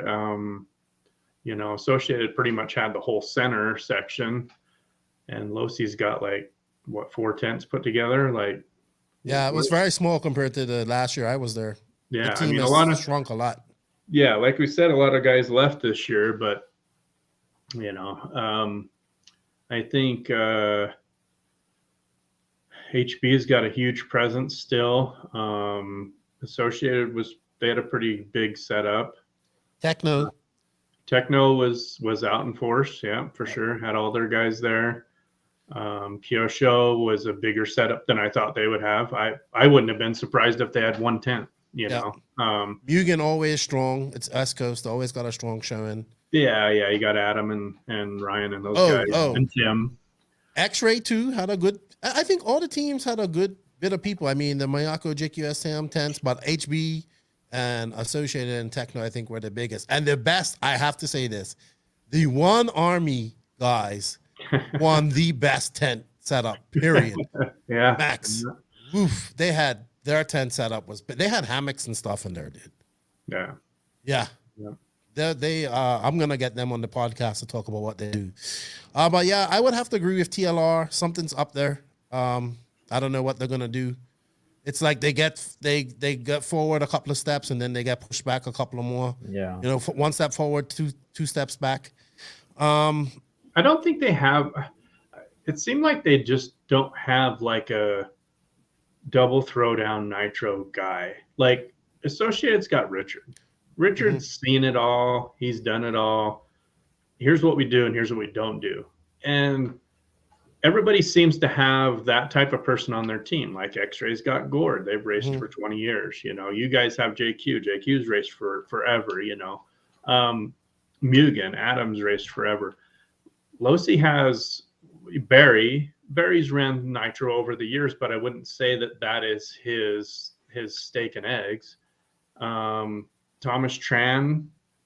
What time scale? I don't think he's ever ran Nitro in his life, like himself. Right. So I think maybe that person might be the missing piece. I'm not sure. It's hard to say. Yeah. I think they left I think they left the race like, what happened? You know? Yeah. Yeah. To me, TLR seems very interesting because they signed Cavalieri with Proline, and they had Fend. Like I thought, like everyone thought his J Concepts contract was going to run out. So then they would have these two guys running OS engines, Proline tires, and TLR. Everything sort of Horizon products, and like everything sort of set up to have the perfect team. They had Thomas Tran. We all last year we talked about like how TLR is growing, how TLR is becoming big, and how it's coming like together, all of it. But now it just feels like everything's falling apart. Like Fenn had lackluster results. The new car, they had a new car. They've been running it since Silver State last year, but they haven't released it yet. So like TLR to me seems just lost. Like they have the most money behind it. They have very good drivers. They have in the team, they should have everything set up. But like they seem to be kind of going backwards for some reason, I think. Yeah, it didn't look good for him at DNC. Yeah. I don't know what happened to Tourney. He kind of veered off somewhere. I think that's about it. I don't really have much else to say. I just had a good time, man. And thank you to everybody that helped me out or gave me something or came up and showed us some love for Tourney's back. And yeah, I think I tell people all the time, if you've never been to this race, you should go to it at least once. This sure would have been a good year to go to it. Yeah. Even if you're not a Nitro racer, if you're in the area, like Matty G stopped by. Did you see him in the pits? Oh yeah, I gave him shit. Yeah, we were up by the starting gate or whatever, and there he was. I'm like, "The hell are you doing here?" And he's like, "Helping my friends." I'm like, "What do you think of this?" He's like, "Dude, this is crazy." I'm like, "This is huge, dude." I mean, I don't know if we'll ever see 1,000 entries in electric. You know, I was like, dude, this is where the glory is. Mm-hmm. So, I had fun. I got to see my buddies Sean and Tyler came. I got to see Dibs and those guys. They were in for a big race. Like the R1 Works guys were there. Tom Renderneck, came there and he was telling me about it. And, you know, we was having a good talk. And I was like, how do you like your new nickname? He's like, I love it. It was good to see, man. Everybody just popped in for a little bit of the big DNC race, man. And yeah, kudos to Joey and those guys. Hey, Max, they had a compressor area with multiple compressor spots, and it had lots of power. You would be happy, and they had tire washing spots and all that type of stuff. So okay, still so didn't have tables for improving. people though, huh? So we're into the 21st century finally. Well, I think because he actually has a facility there now. Yeah, You know what I yeah. mean? So he can do it all. Yeah. Yeah, good time, and I had a blast. I'm gonna do another recap with JQ, but it's gonna be about what he went through and his emotions and all that stuff, and my emotions. But JQ and emotions. yeah, he was emotional. I can't say it, man. I think if you didn't go to this DNC this year, you missed out on a great time. Simple as that. Yeah, funnest race of the year for sure. All right, Tourney. Sorry, DNC go ahead, is like Max. DNC is kind of like the American Neo. Like if Neo was that race everyone went to in Europe, DNC is that from America. I think that's sort of and after Neo is gone, I think that's the only one left of races that have this atmosphere. Yeah. All right, so up for you next is the Nationals tourney. Are you still going on to the Nats? No, I'm not going to do the Nats. I think we have one race that we might go to in the Northwest in April, and then Silver State in May. Okay. Yeah, it's so close for everybody. You know what I mean? And it's such a long race as well. It's another week-long race. Excuse me. I'll be watching that. Tim Lime said the coverage will be great. Yeah. And then I guess I'm back in America for RCGP in South Carolina in 3 weeks, which I'm looking forward to. So yeah, back. That's gonna be a little easier though. That's gonna be, getting there 8:30 starts, finished by 8 o'clock those days, and much closer too. Yeah, much closer. All right, well, you know what? Kudos to everybody. Shout out to Ryan Maifield for his double wins. Shout out to the Viking for his win in e-buggy. Shout out to everybody that went and did well. I have to shout out to Trent and Team Walker and Cody and all that guys, and just the whole group of people that were around us that I got to meet people that I haven't seen. It was great to see Paul Coleman and those guys. Tourney, meet you and your wife. Thank her for all our help. Max, thank you for your help while I was out there. I had to say happy birthday to Salty Joe. It was his birthday yesterday, so he'll probably listen to this. Them guys got a new layout in Bermuda, so they're all excited at the track today. Happy for them.